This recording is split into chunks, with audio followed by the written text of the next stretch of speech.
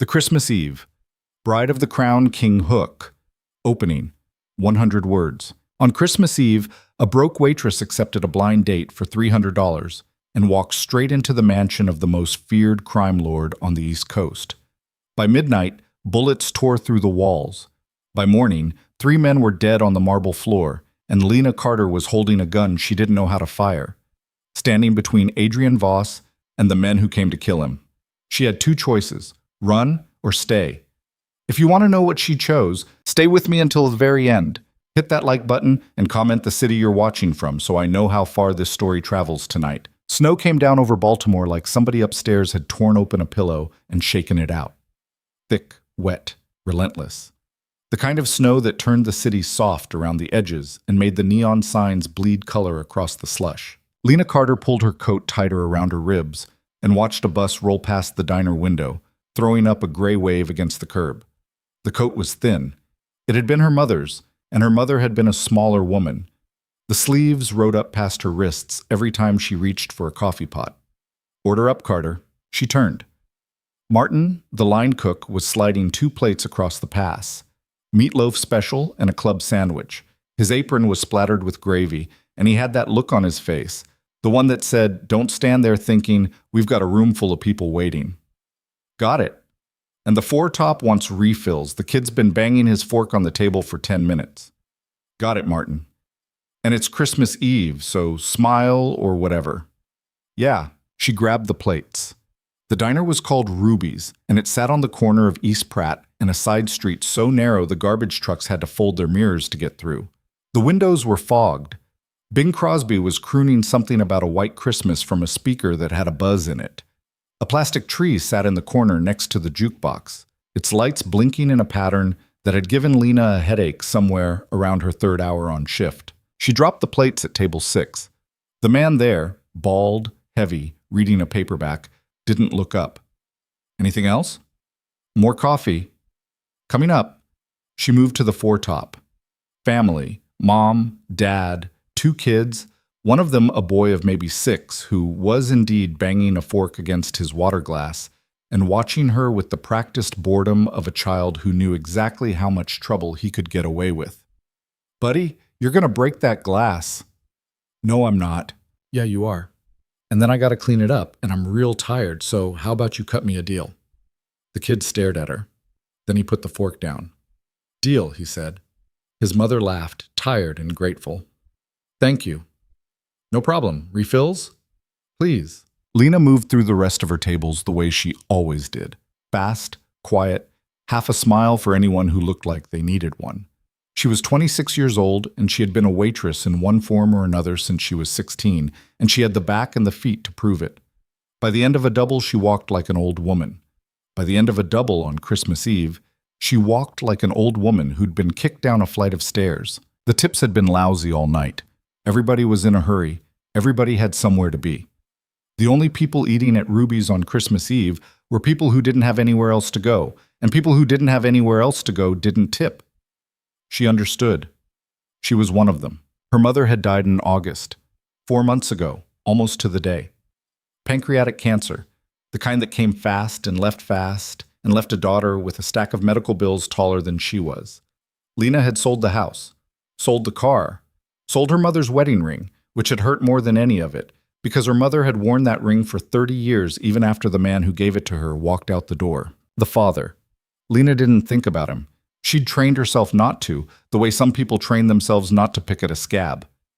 He was a name on a birth certificate and a memory of a man standing by a car with a duffel bag and telling her, "Be good, kiddo," like he was heading to the grocery store instead of out of her life forever. She was 7. She remembered what he smelled like, cigarettes and some cheap aftershave. And she remembered the shape of his hand on her shoulder, and she remembered her mother standing in the screen door not saying a word. That was the whole memory. That was the whole father. "Carter." She looked up, Martin again leaning on the pass. "Ruby wants you." "What'd I do?" "Nothing. I don't know. She just wants you." Ruby was the owner. 72 years old, 4'11", Polish on her mother's side, and tough as a boot heel on her father's. She ran the diner out of the back booth the way a general ran a war, with a cup of coffee, a stack of receipts, and the kind of dead-eyed stare that made vendors knock 10% off their invoices just to get out of her sightline. Lena slid into the booth across from her. Yeah? Ruby looked up over her glasses. Then she looked back down. Then she looked up again, slow, like she was making up her mind about something. Sit. I'm sitting. You hungry? I'm working. That's not what I asked, Lena shrugged. Little bit. Ruby pushed a plate across the table, a slice of apple pie, 1 fork. Eat. Ruby, I've got 6 tables. Martin's got your tables. Eat. I want to talk to you. Something in her stomach dropped. Ruby didn't pull people off the floor on Christmas Eve to chat. Ruby pulled people off the floor to fire them. Lena picked up the fork because her hands needed something to do. Am I in trouble? No. Are you closing the diner? No. Then what? Ruby sighed. She took off her glasses, folded them, put them on top of a stack of receipts. She had that look she got sometimes, the look of a woman who was about to do something she wasn't sure she should be doing. You got plans tonight? I'm working till close. After. I'm going to go home, take my shoes off, and cry a little bit probably. Don't be a smartass. I'm not being a smartass, Ruby. I'm being honest. I don't have plans. I have a bottle of wine somebody re-gifted me and a TV that works if you hit it. Ruby watched her for a long moment. Lena took a bite of the pie. It was good. Ruby's pies were the only thing on the menu Ruby cared about. Everything else was whatever. But the pies were personal. I got a favor to ask you. Okay? And before I ask it, I want you to know you can say no. Okay? I mean it. Say no. I won't be sore. Ruby, just ask me. Ruby drummed her fingers on the table, once, twice. Then she reached into her pocket and pulled out a folded envelope. She slid it across the formica. What's that? Open it. Lena opened it. Inside was a stack of 20s. She didn't count them, but it was thick. 4 $500 thick. She closed it fast, like it might bite her. Ruby. Hear me out. Ruby, what is this? I said hear me out. Lena set the envelope down between them. She could feel her heart in her throat now, and she didn't like it. Okay. I got a friend, old friend, woman named Margaret. She's high society. You understand? She runs in a certain kind of circle. Okay? She called me this afternoon. She's in a jam. Her nephew's not her nephew. It's complicated, but he's like a nephew to her. Close. She's raised him since he was a boy. Okay. He's supposed to go to some dinner tonight, some big thing, and he needs a date. Lena blinked. A what? A date. A woman to go on his arm. There's some business thing. I don't know the details. Margaret didn't tell me the details. But he needs somebody to walk in with him and eat dinner and walk out with him. That's it. That's it. That's it. Ruby, that is not it. $300 up front, $300 at the end of the night. Car picks you up at 9, drops you home before 1. Margaret swore on her mother's grave nobody lays a finger on you. I believe her. $300. $600 total for 4 hours. Lena stared at the envelope. $600. Her rent was $750. Her phone bill was overdue. Her electric was a week from being shut off. She'd been eating peanut butter sandwiches for 11 days and telling herself she liked peanut butter. $600. Ruby, I don't do this kind of thing. I know you don't. I don't even know what this kind of thing is. Margaret said dinner. Dinner and company. She said the boy's a nice boy. Quiet. Serious. Just doesn't want to show up alone. If he's such a nice boy, why doesn't he have a girlfriend? Ruby looked at her over the rim of her coffee cup. Honey, there's a lot of lonely rich men in this world. That's not the mystery you think it is. Why me? Because I told Margaret I had a girl I trusted, and Margaret trusts me. That's how it works. Lena's hands were shaking a little. She put them in her lap. What if I say no? Then you say no, and I give Margaret the bad news, and that's the end of it. And if I say yes, then you go home, you take a shower, you put on that blue dress I know you own because I saw you in it at Donna's funeral, and a car comes and picks you up at 9. Ruby, come on. The blue dress? It's a nice dress. It's a funeral dress. It's a dress. You put it on, you look pretty, you eat dinner, you come home. $600. Lena didn't answer. She was looking at the envelope and she was doing the math. She was always doing the math.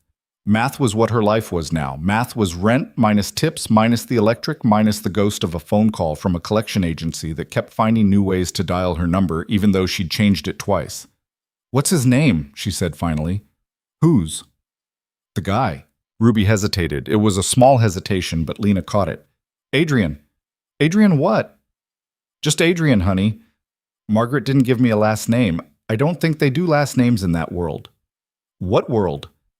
Another hesitation. Longer this time. "The world where men have dinners and pay $600 for a date," Ruby said. Her voice was careful now. "It's not my world. I don't ask questions. I don't want to know. You shouldn't want to know either. You go, you come back, you put the money in the bank. You never see him again." Lena looked up. Ruby's face was different now. Not hard exactly, but something close to it. Guarded. The face of a woman who had lived a long life and seen a lot of things and learned when to stop asking. "Is he dangerous?" Ruby took a long breath. "Margaret says he's a perfect gentleman." "That's not what I asked." "It's the only answer I've got." Lena picked up the envelope. She opened it. She counted the money this time. 15 20s, $300 right there in her hand. The other 300 at the end of the night. She thought about her mother. Her mother had worked at a drugstore for 31 years. Her mother had never taken a cent from anybody she didn't earn it from. Her mother would have pushed this envelope back across the table and walked out the door without looking back. But her mother had also died in a hospital bed with $72,000 of debt hanging over her head. And when Lena had gone through her things, she'd found a shoebox of unpaid bills her mother had never opened because her mother had been too proud and too tired and too scared. Lena wasn't going to die that way. "Okay," she said. Ruby nodded, slow. "Okay, I'll call Margaret." "Okay. You go home after this table." "Ruby, I've got 4 hours left on shift. Martin's covering. Go home. Take a shower. Eat something that isn't peanut butter." "How'd you know about the peanut butter?" "Honey," Ruby said, "I know everything." The car came at 9 on the dot. Lena had spent the intervening hours in a kind of trance. She'd showered. She'd washed her hair twice because the first time she'd been thinking so hard she hadn't realized she'd forgotten the conditioner. She'd put on the blue dress. Ruby was right. It was a nice dress. Even if the last time she'd worn it, she'd been throwing dirt on a casket. And she'd done her makeup with shaking fingers, and she'd stood in front of the mirror in her tiny bathroom and asked herself out loud, "What are you doing, Lena Carter? What are you doing?" She didn't have an answer. She just had the money, and the money was the answer. The car was black. It was long. It was the kind of car that didn't park in front of her building because her building was a walk-up in a neighborhood where long black cars got keyed by teenagers on general principle. It parked at the corner instead, under a streetlight that had been flickering since the Clinton administration. The driver got out. He was big, wide shoulders, long coat, no hat despite the snow. He looked up and down the street once, like he was checking for something, and then he opened the back door and waited. Lena walked down the icy steps of her building with her heart in her mouth. The driver watched her come. When she reached the car, he nodded, just a small nod, and held the door open. "Miss Carter." "That's me." "Mind the step." She got in. The door closed behind her with the solid, heavy sound of very expensive engineering. The inside of the car smelled like leather and something else, something faintly like cedar and something faintly like gun oil, though she didn't know enough to know that's what it was. The driver got in the front. The partition was up. A small screen glowed on the back of the headrest, showing a map. She didn't look at the map. "How long's the drive?" she said. "About 40 minutes, miss." "40 minutes?" "Yes, miss. The estate's outside the city." "The estate." The driver didn't answer. She thought maybe he smiled a little in the mirror, but she couldn't be sure. The car pulled away from the curb. She watched Baltimore slide past the window, the neon and the slush and the Christmas lights in the apartment windows. A man in a Santa hat staggering out of a liquor store. A woman walking a dog in a coat too thin for the weather. A church with its doors open and candlelight spilling out onto the sidewalk. Then the city thinned, and then the city was gone. And then they were on a highway with the snow coming down across the headlights in slanted white sheets. 40 minutes later, the car turned off the highway onto a road she'd never heard of. Then off that road onto another road. Then through a gate that slid open out of the darkness without anybody touching anything, and up a driveway that was longer than her entire block. The house appeared out of the snow like something built for a different century. It was enormous. Stone, 3 stories. The front was lit with soft yellow lamps that made the snow look gold in the air around them. There were men standing at the door, 2 of them. Big men, long coats, hands clasped in front of them. They weren't smiling. The car pulled up. The driver got out. He opened her door. Miss. Her legs didn't want to work. She made them work. She stepped out into the snow in the heels she hadn't worn in 8 months, and she thought, Lina Carter, you have made a mistake. You have made a real and true mistake, and in about 40 seconds you are going to find out exactly how big a mistake you have made. One of the men at the door stepped forward. Miss Carter, welcome. May I take your coat inside? Sure. This way, please. She walked up the steps. The stone was swept clean. Not a flake on it. Somebody had been out here with a shovel inside the last 5 minutes. The door opened. The entry was the size of her entire apartment. White marble floor, a staircase curving up into shadow, a chandelier the size of a car. A tree. A real tree. A huge tree, decorated in gold and red and white, standing in the center of the room like something out of a movie. An older woman was standing at the foot of the stairs, silver hair pulled back into a low knot, a green dress, pearls at her throat. She was smiling, and the smile was the kind of smile that had been practiced over many, many decades, warm in all the right ways, but watching you the whole time. You must be Lina. Yes, ma'am. I'm Margaret. Please come in. Let me take your coat. Okay, thank you. It's snowing dreadfully out there. Was the drive all right? It was fine, thank you. Good, good. Come. You must be frozen. Margaret led her through a hallway that had paintings on the walls that looked like the kind of paintings Lina had only ever seen in books. Real paintings. Oil. Old. She didn't let herself look at them too long. She didn't want to know what they cost. Adrian is in the library, Margaret was saying. He's a little nervous, I think. He doesn't do this sort of thing. He doesn't do what sort of thing? Meet people? New people. He's a very private man. Ma'am, can I ask you something? Of course, dear. What exactly am I doing here? Margaret stopped walking. She turned. Her eyes were very blue and very kind, and Lina couldn't tell if the kindness was real or if it was one more thing in this house that had been practiced to perfection. You're having dinner with a young man who's lonely on Christmas Eve, Margaret said. That's all. I won't pretend there isn't more to it than that. There's always more to it than that, isn't there, with men like him? But tonight, all I'm asking you to do is sit across a table from a human being who doesn't wish to be alone. Can you do that? Yeah, Lina said. I can do that. Good girl. They walked the rest of the way in silence. At the end of the hall was a set of double doors, dark wood, carved. Margaret paused with her hand on the handle. A word of advice, dear. Yes, ma'am. Don't lie to him. Whatever you do, don't lie to him. He can always tell. Okay. And don't pretend to be impressed by things that don't impress you. He'll see through that too. Just be yourself. You have a good face. He'll like your face. Okay. Margaret opened the door. The library was dark, or almost. The only light came from a fireplace against the far wall, throwing orange across the floor, and a single green glass lamp on a desk in the corner. Books everywhere, floor to ceiling, a ladder on wheels. A man was standing at the fireplace with his back to them. He was tall. That was the first thing. Not just tall, built in a way that suggested a very careful body, the kind of body that had been made instead of grown. Dark suit, no tie. His hair was dark and short, and he had one hand in his pocket and the other holding a glass of something amber that caught the firelight. He didn't turn around. Adrian, Margaret said, Miss Carter is here. Thank you, Margaret. His voice was low, not loud, but it filled the room in a way loud voices didn't. Lina felt it in her chest before she heard it with her ears. I'll leave you two. Thank you. Margaret squeezed Lina's arm once, a small, quick squeeze, the kind of squeeze a mother gives you before she puts you on a bus. And then she was gone, and the doors clicked shut behind her, and Lina was alone in a firelit library with a man who still hadn't turned around. The silence stretched. She didn't know what to do with her hands. "You can sit," he said.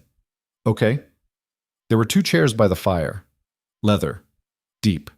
She sat in the one that looked less expensive, which was still more expensive than anything she'd ever owned.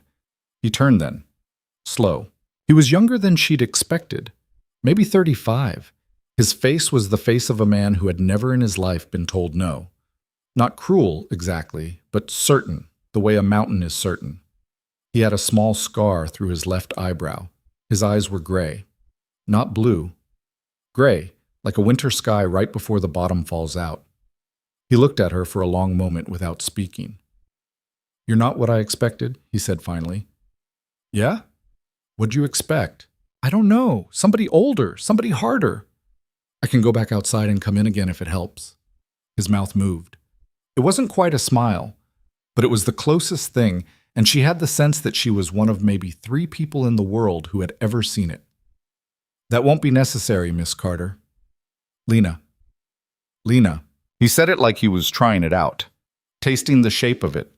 Then he sat down in the chair across from her, and he set his glass on the little table between them, and he looked at her with those gray eyes, and he said, "What do you drink?" Anything." "That's not an answer." "I don't know. Wine, I guess. White? I don't really drink." "Why not?" "Money, mostly. It's expensive to drink when you don't make any money." She hadn't meant to say that. It just came out. She felt her face get hot and she opened her mouth to take it back, but he was already standing up and walking to a cabinet against the wall. "White wine," he said. "We have a Riesling from 18, or a Sauvignon Blanc, but I don't care for it." "The first one." "The Riesling." "Yeah." He poured 2 glasses. He didn't bring the bottle. He set one glass in front of her and took the other back to his chair. "You're nervous," he said. "Yeah, I am. I appreciate you saying so. Were you going to tell me if I'd lied? I would have thought less of you. I wouldn't have told you." "Okay then." She took a sip. The wine was good. It was the best wine she'd ever had, but she didn't know enough about wine to know that. She just knew it didn't taste like vinegar, which was her only reference point. "Can I ask you something?" she said. "Please." "Why am I here?" He leaned back in his chair. He didn't answer right away. The fire crackled. Somewhere deeper in the house, a clock was ticking, slow and heavy. "Margaret is an old family friend," he said. "She worries about me. She thinks I don't spend enough time with people outside of my work. She called me this afternoon and told me she had arranged a dinner companion for me, and that I would be rude if I refused. I don't like being rude to Margaret." "That's it?" "That's it.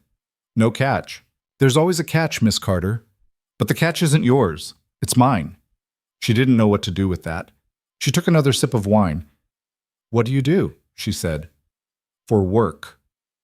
The pause was very small. She almost missed it. "I'm in logistics." "Logistics?" "Shipping, primarily. Import and export. Some real estate." "Okay." "You don't believe me." "I didn't say that." "Your face said it." She laughed. It surprised her, the laugh. It came out a little loud in the quiet room. "Sorry, I'm not trying to be rude. It's just, you live in a house that has a library. I live in a building where the radiator only works if you hit it. Logistics is doing a lot of heavy lifting there." His mouth did that thing again, not a smile, something adjacent. "Fair enough. Is it legal?" "Is what legal?" "The logistics." He looked at her, a long, flat look. She felt it go through her like a knife through warm butter. "Most of it," he said. She set the wine glass down. "Most of it." "Lena." "Yeah." "How hungry are you?" "What?" "For dinner." "How hungry are you?" I'm hungry. I didn't eat much today." "Then let's eat. We can talk about logistics after." He stood up. He held out a hand. It wasn't the move of a man making a pass. It was the move of a man helping a woman out of a chair because that was how he had been raised, by somebody somewhere, to do that particular thing. She looked at the hand for a second, and then she took it, and his hand was warm and dry and very, very steady. He led her out of the library. The dining room was not a dining room. It was a cathedral. A table long enough to seat 20, set for two, at one end, by a window that looked out on the snow coming down over a garden full of low stone walls and bare black trees. Candles. Flowers. White ones. Roses. In the dead of December, from God knew where. A fire in another fireplace. A man in a white jacket pulled out her chair. She sat. Adrian sat across from her, not at the head. Across. Close enough to reach. The first course came. Soup. She didn't know what kind.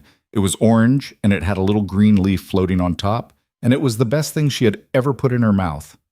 Where are you from, Lena? Baltimore, born here. Never left. Never. Went to Ocean City once, on a school trip, threw up on the bus. That sounds memorable. It was a defining moment of my adolescence.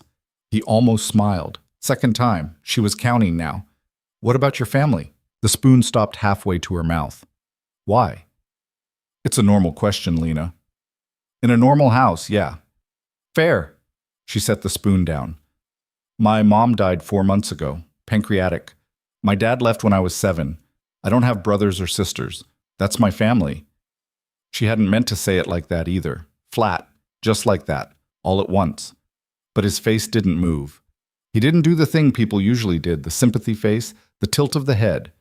He just looked at her. I'm sorry about your mother. Yeah, me too. And your father. What about him? You don't know where he is. I don't know anything about him. I don't want to. He left. End of story. What was his name? She paused. Why? Curiosity. That's not an answer. He set his own spoon down. He folded his hands on the table in front of him. There was a ring on his right hand, heavy and silver, with some kind of crest on it that she couldn't read in the candlelight. Lena, he said, I'm going to be honest with you about something, because Margaret told me you have a good face, and I think she's right, and I don't want to start the evening with a lie. When Margaret called me this afternoon and told me about you, I had you looked into. Your name, your background, your mother, your father. I know who your father is. The room had gone very quiet. Even the fire seemed quieter. What? I know who he is. I've known who he is for about 4 hours. I didn't invite you here because I was lonely, Lena. I invited you here because we need to talk. Her chair scraped a little as she shifted back. She felt her hands go cold. What are you talking about? Your father's name is Daniel Cade. I don't know that name. Your mother did. She just didn't tell you. I don't believe you. That's all right. I don't need you to believe me yet. I need you to sit still and listen, and then, when I'm done, if you want to leave, my driver will take you home, and Margaret will give you $600 in cash, and you will never see me again. I give you my word. She should have stood up. She knew she should have stood up. Every cell in her body was screaming at her to stand up, but she couldn't feel her legs, and she couldn't feel her hands, and the only thing she could feel was his gray eyes on her face across the candles. Who are you? She whispered. Adrian Voss looked at her across the table, and he did not smile. I'm the man, he said, who has been looking for your father for 17 years. Outside the window, the snow kept falling. Somewhere in the house, behind the walls, a phone began to ring, and Lena Carter, who had come for dinner and $600, sat frozen in her seat and understood, with a clarity that felt almost like cold water in the face, that she was not going home at 1 in the morning. She was not going home at all. The phone kept ringing somewhere behind the walls. 3 rings. 4.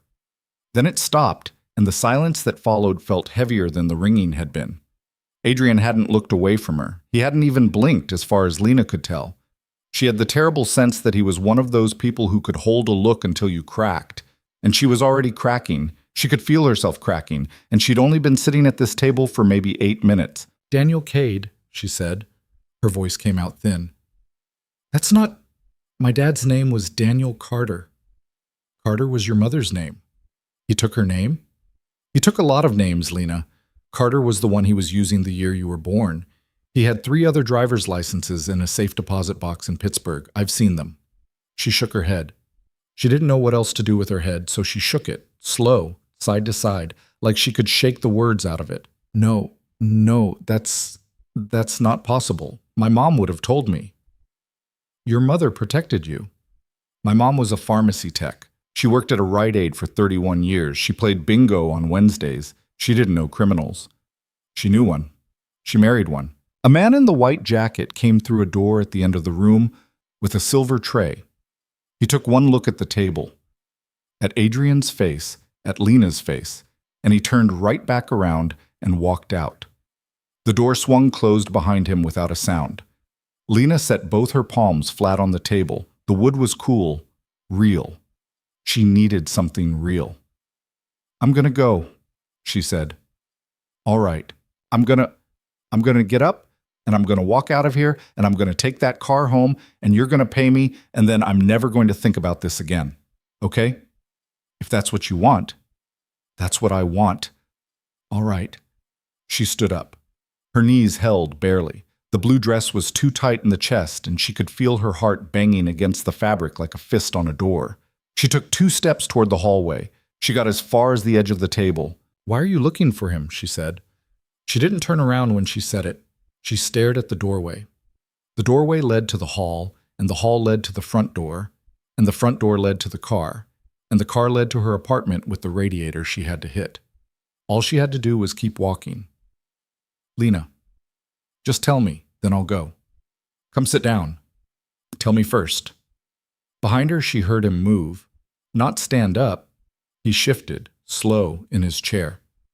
The leather made a soft creak. 17 years ago, he said, your father was involved in the deaths of 4 people in a warehouse in Philadelphia. One of them was my older brother, Michael. He was 22. He had a daughter who was 11 months old. Your father set up the meeting, walked in with them, walked out alive. The other 4 did not. She didn't move. "He didn't pull the trigger," Adrian went on. "He was paid to walk my brother into a room. He knew what was going to happen when my brother got there. He did it for $60,000 and a plane ticket. I have the receipt for the plane ticket." "Stop. I've been looking for him ever since." "Stop." "You asked." She turned around. Her face was wet and she didn't remember it getting wet. She wiped at it with the back of her hand and the makeup came off on her knuckles in a gray smear. "I was 9, she said. "When he left?" "I was 9, not 7. I was 9. He gave me a stuffed bear from one of those machines at the arcade, the claw machine. I still have it. I still sleep with it sometimes. Okay, I'm 26 years old and I still sleep with the stupid bear he won me at the Ocean City boardwalk. And you're telling me," her voice broke. She hated that it broke. She hated crying.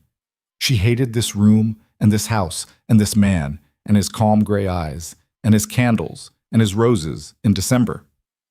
"You're telling me he killed somebody's brother, yes? And then he came home and he gave me a bear, yes? And then he left. A few weeks later, yes." She stood there. She didn't sit back down, but she didn't walk out either. She just stood there, 4 steps from the chair with her hands at her sides, and the candlelight moving on the walls, and the snow falling outside the window. "You had me followed. Looked into. Not followed. Looked into. You had somebody look into my life because my mother married a man who helped kill your brother." "Yes." "Why?" "Because I've had men looking for Daniel Cade in 7 countries for the better part of 2 decades.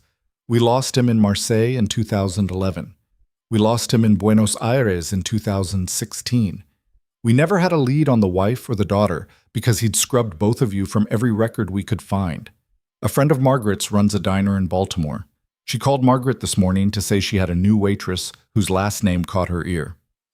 Carter.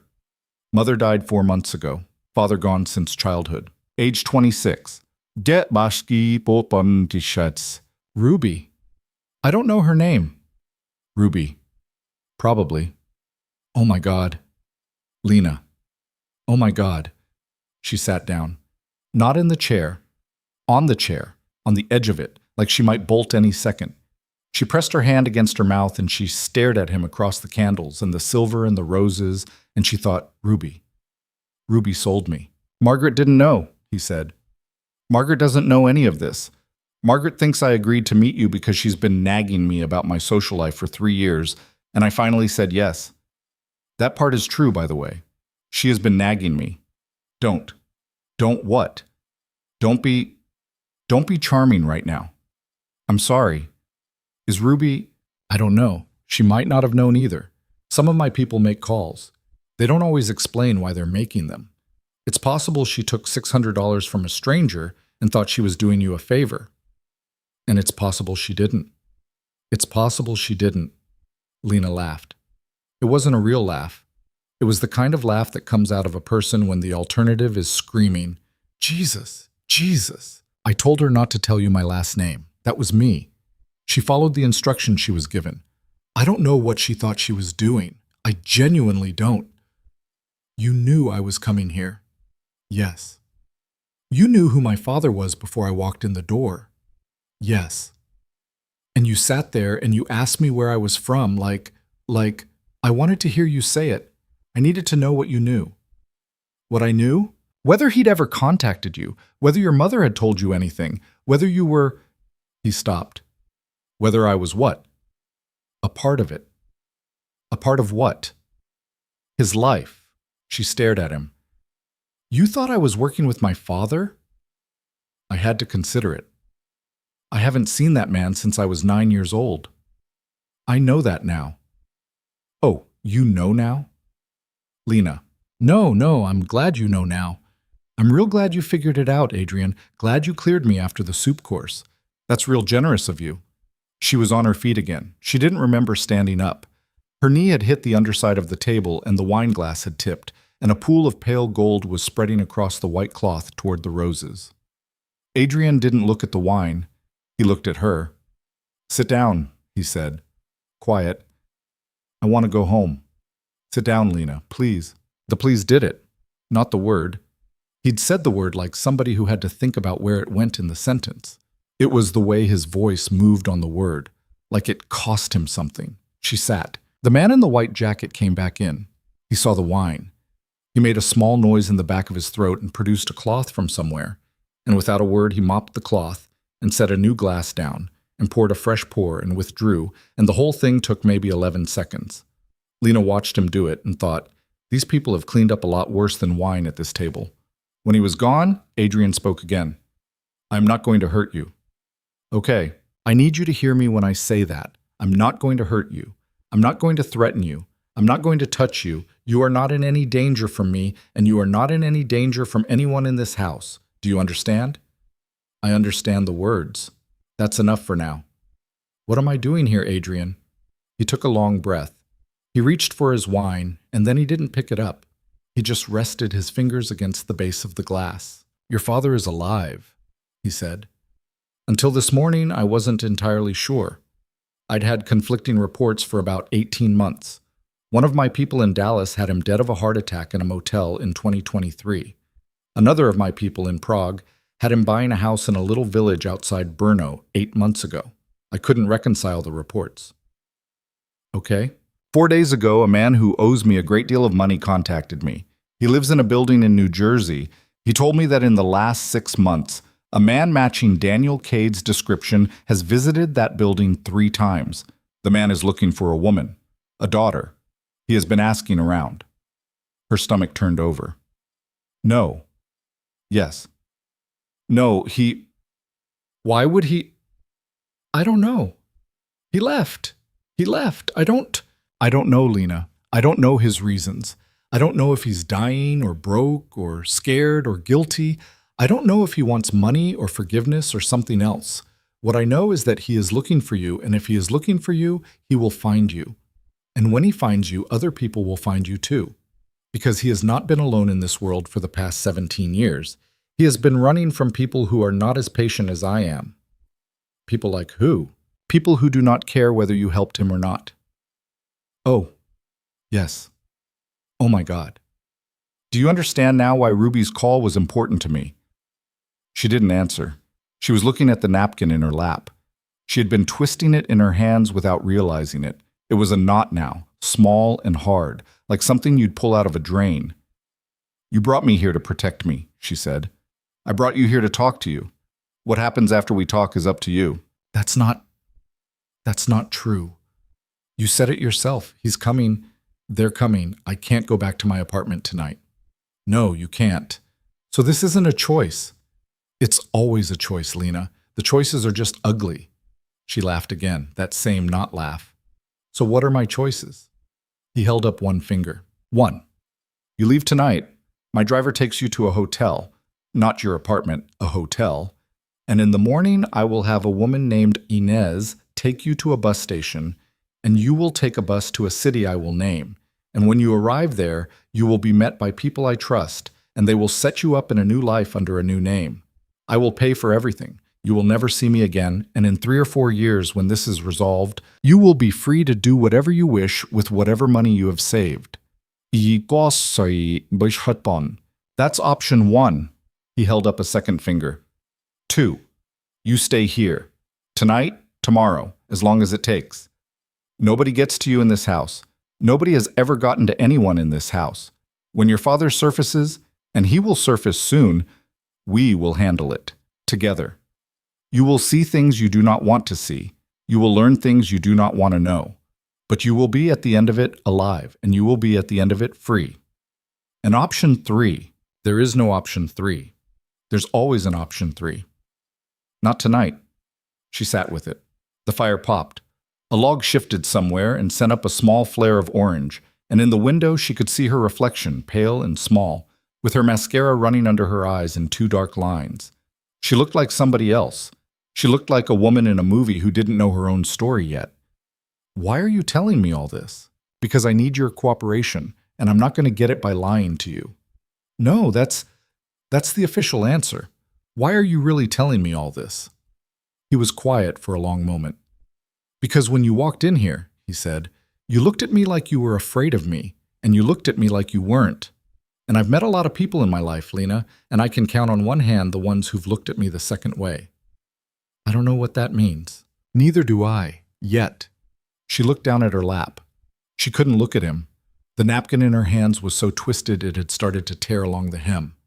If I say option 1, then it's option 1, and you'd let me walk out. Yes. Even though I know about your brother now, even though I know about logistics. A flicker at the corner of his mouth. Yes. Why would you let me do that? Because I gave you my word when I invited you here that this wasn't a trap, and I don't break my word. That sounds like a very convenient rule to have for somebody who runs. She gestured vaguely at the house, the candles, the man in the white jacket, whatever this is. It's the only rule I have, actually. Only? The rest are guidelines. She looked up. He was watching her the way he had been watching her all night, with that patience that wasn't patience so much as it was a kind of total stillness, like a thing in a forest that has learned not to move while it watches. Adrian? Yes. If I leave tonight, am I going to die? He didn't answer right away. He took a slow breath. I don't know. That's not a no. No, it isn't. And if I stay, then the people who want to find you will find me first, and I am easier to find and harder to kill. Is that a fact? It's been tested. She almost laughed. She almost did. Somewhere deeper in the house, another phone was ringing. Not the same one. This one had a different tone, higher, more urgent. She heard footsteps crossing marble. A voice, low, speaking too quickly for her to catch the words. Adrian's eyes flickered. Not much, just a small cut away from her face, toward the door and back. A moment, he said. He stood up. He walked to the door. A man was there. Not the man in the white jacket, a different man, one of the big men from the front steps, and there was something in his hand, a phone, and he was holding it out to Adrian with his head slightly bowed. Adrian took the phone. He turned his back. He spoke in a voice too low for Lena to hear, for maybe 20 seconds. Then he said, "Hold them there. I'm coming," and handed the phone back. When he turned around, his face was exactly what it had been. Exactly. Except she could tell somehow that something had shifted. His shoulders were different. His hands were different. He was not a man standing in a dining room anymore. He was a man walking somewhere. Lena. Yeah, I have to step away for a short time. Okay. I want you to stay in this house. Margaret will sit with you. There's food coming. You haven't eaten. Please eat. You don't have to decide anything tonight. Do you understand? What happened? Nothing that concerns you. Adrian. A business matter. At 10 o'clock on Christmas Eve? Yes. She watched his face. He had slipped behind something. Not a mask exactly, but a kind of glass. She could see him on the other side of it, and she could see that he could see her, but there was glass between them now that had not been there a minute ago. Is it him? She said. My father. No. Is it about him? Lena. Is it? I don't know yet. Eat your dinner, please. He bent for just a second, and she thought. She didn't know what she thought. That he was going to touch her shoulder, that he was going to say something else, that he was going to do some small human thing that would make any of this make sense. But he didn't. He straightened up and walked out of the room, and the door closed behind him, and she was alone at a table for 20 with a glass of Riesling she hadn't finished, and a bowl of soup that had gone cold. She sat there for a long time, longer than she realized. The candles had burned down maybe half an inch when the door opened again and Margaret came in. Margaret had a cup in her hand, tea, by the smell. She set it down in front of Lena, and then she sat down, not across the table, but in the chair at Lena's elbow, the one Adrian had been sitting in. You haven't eaten. I'm not hungry. I know, eat anyway. Shock is worse on an empty stomach. Lena looked at her. You really didn't know. I knew some of it. Which some? Margaret was quiet for a moment. She smoothed her napkin in her lap. I knew he was looking for a man. I've known that for a very long time. I didn't know the man had a daughter. I certainly didn't know the daughter was a waitress at a diner on Pratt Street. Would you have set me up with him if you'd known? Margaret smiled. It was the tiredest smile Lena had ever seen on a face that old and that composed. Probably. Yes, he doesn't let himself meet anyone, you understand. He has been alone for so long. When Ruby called and told me about you, I heard something in her voice that I liked, and then I looked at your picture on the diner's Facebook page. You're very photogenic, by the way. You should know that. And I thought, well, maybe this one. This one what? This one won't bore him. Lena let out a sound. It might have been a laugh. It might have been something else. Margaret. Yes, dear. I'm in a lot of trouble, aren't I? Yes, dear, you are. Okay. Drink the tea. You're shivering. Lena drank the tea. It was sweet. There was something in it besides tea, honey, and something else, something that warmed her from the chest out. She didn't ask what. She didn't want to know. Where did he go? She said. I don't know. You don't, or you won't? I don't. And if I did, I wouldn't. Is he coming back? Tonight? Probably. He always comes back. Probably. Margaret looked at her. The old blue eyes were not kind anymore. They were honest, which was a different thing. Dear, she said, there is no certainty in this house. There hasn't been since the night his brother died. I've been sitting in this chair waiting for Adrian Voss to come home for 17 years. Some nights he does. Tonight I expect he will. But I don't say certainly. I don't use that word about him. Nobody does. Lena set the cup down. I don't want to die, Margaret. I know you don't. I was going to pay my rent with that $600. I know. I was going to buy groceries, like real groceries. Meat. I haven't bought meat in 2 months. Well, honey, I'm not the kind of person who belongs in a story like this. I take the bus. I watch reruns. I've never even been on an airplane. That's why he likes you. He doesn't know me. He knows enough. Margaret reached over, slow, and she put her papery old hand on top of Lena's. It was warmer than Lena expected. Listen to me, Margaret said. I've known Adrian Voss since he was a boy of 7. I knew his mother. I knew his brother. I have watched that man become exactly what his life forced him to become, and not 1 ounce more. He will not hurt you.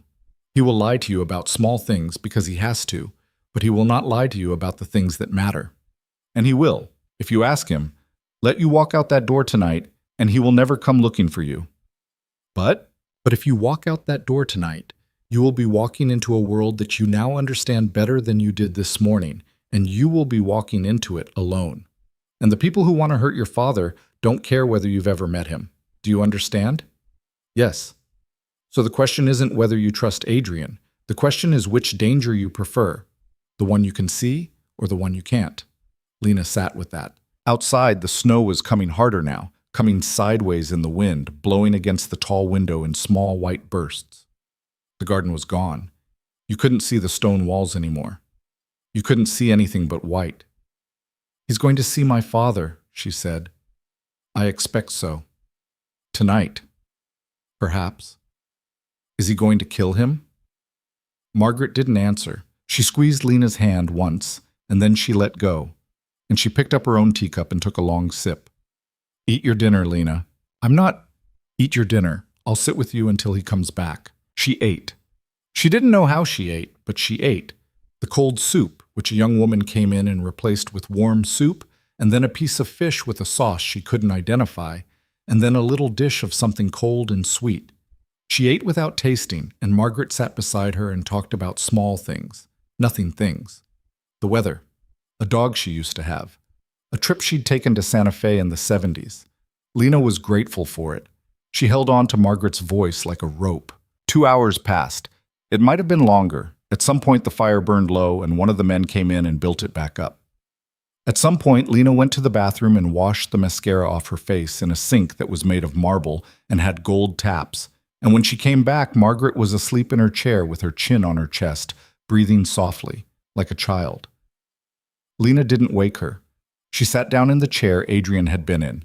She watched the fire. She watched the snow. At one point, she thought about leaving. She could have. There was nothing stopping her. She could have walked down the hall and opened the front door and stepped out into the snow and found her own way home. Somehow, eventually, in somebody's taxi. She could have been back in her apartment by 3, in her own bed by 4, and by morning, this could have been a strange dream. She didn't. She didn't move. She sat in the chair, and she watched the fire, and she thought, "You're not going to go, Lena. You're not going to go. And you need to be honest with yourself about that, because the reason you're not going to go is not the one you're going to tell yourself tomorrow." Around 1 in the morning, she heard the front door. She sat up. Margaret stirred, didn't quite wake, settled again. Lena stood. She walked to the dining room doors. She opened one of them a crack and looked down the long hall toward the entry. Adrian was standing at the front door. His coat was black and the shoulders were wet.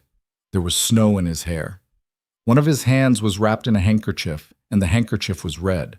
The man he was talking to, the driver she thought, the one from her building, was nodding. Adrian said something, low, and the driver said, "Yes, sir," and went out into the snow, and the door closed. Adrian stood there for a long moment with his back to her. Then he turned and looked down the hall and saw her standing in the doorway. He didn't smile. He didn't say anything. He just looked at her. He looked tired. That was the thing that surprised her. He looked tired and human, and like a man who had been out in the cold for too long. The glass she had seen earlier between him and her was still there, but it was fogged. It was breath on a window. She could almost see through it. She walked down the hall. She didn't know why she walked down the hall. Her feet were doing something without her permission. The marble was cold through her stockings. The chandelier overhead was turned down low. She walked until she was standing in front of him, close enough to see the small cut on his jaw she hadn't noticed earlier, close enough to see a fleck of something. She wouldn't let herself look at it. She wouldn't. "Your hand," she said. It's fine. It's bleeding. It'll stop." "You got a first aid kit in this house?" He looked at her, the gray eyes. The snow was melting in his hair, little drops running down, and one of them caught the light of the chandelier and looked, for just a second, like a star. "Yes," he said, "we do." "Then go find it. I'll meet you wherever." "Lena." "Yeah." "You're still here." "Yeah. I'm still here." "Why?" She looked at him. She thought about Ruby and the envelope and her mother's wedding ring in a pawn shop window on Eastern Avenue. She thought about the bear from the claw machine, still sitting on her pillow in her empty apartment. She thought about the voice on the phone and the blood on his handkerchief and the garden gone white in the snow.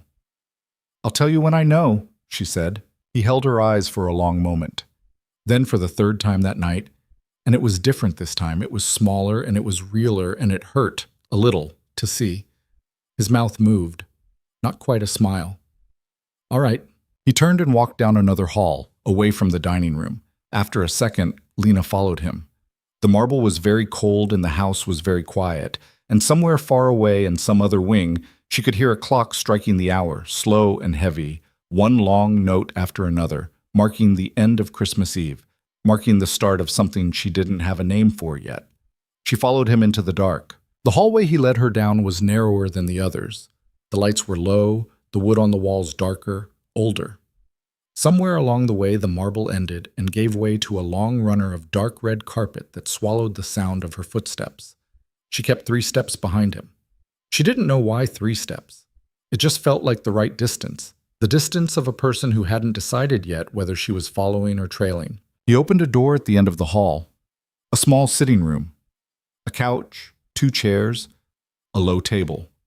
A wet bar against one wall, no windows. A single lamp was already on, throwing a yellow circle across the rug. "Sit down," he said. "Where's the kit?" "Lena, I'm not going to sit down while you're bleeding on your own floor. Where's the kit?" He looked at her for half a beat. Then he crossed to a cabinet under the bar and opened a low drawer and came up with a black leather case, zipped about the size of a book. He set it on the table and he sat down on the couch and he unwrapped his hand. She sat down on the low table, across from him, close enough to reach. Her dress rode up a little on her knees and she tugged it down without thinking. The hand was bad. Not terrible. A gash across the back of it, above the knuckles, maybe 2 inches long. It had stopped bleeding, mostly. The skin around it was red and raw and the knuckles themselves were split, the way knuckles split when they hit something hard and human at the same time. "That's a punch," she said. "Yes." "Who'd you punch?" "A man who earned it." "Did you kill him?" "No." "Adrian." "No, Lena. He's alive. He's in a hospital in New Jersey. He'll have a long conversation with his lawyer in the morning, and then he'll decide not to press charges, and that will be the end of it." "Who was he?" "Nobody who matters to you."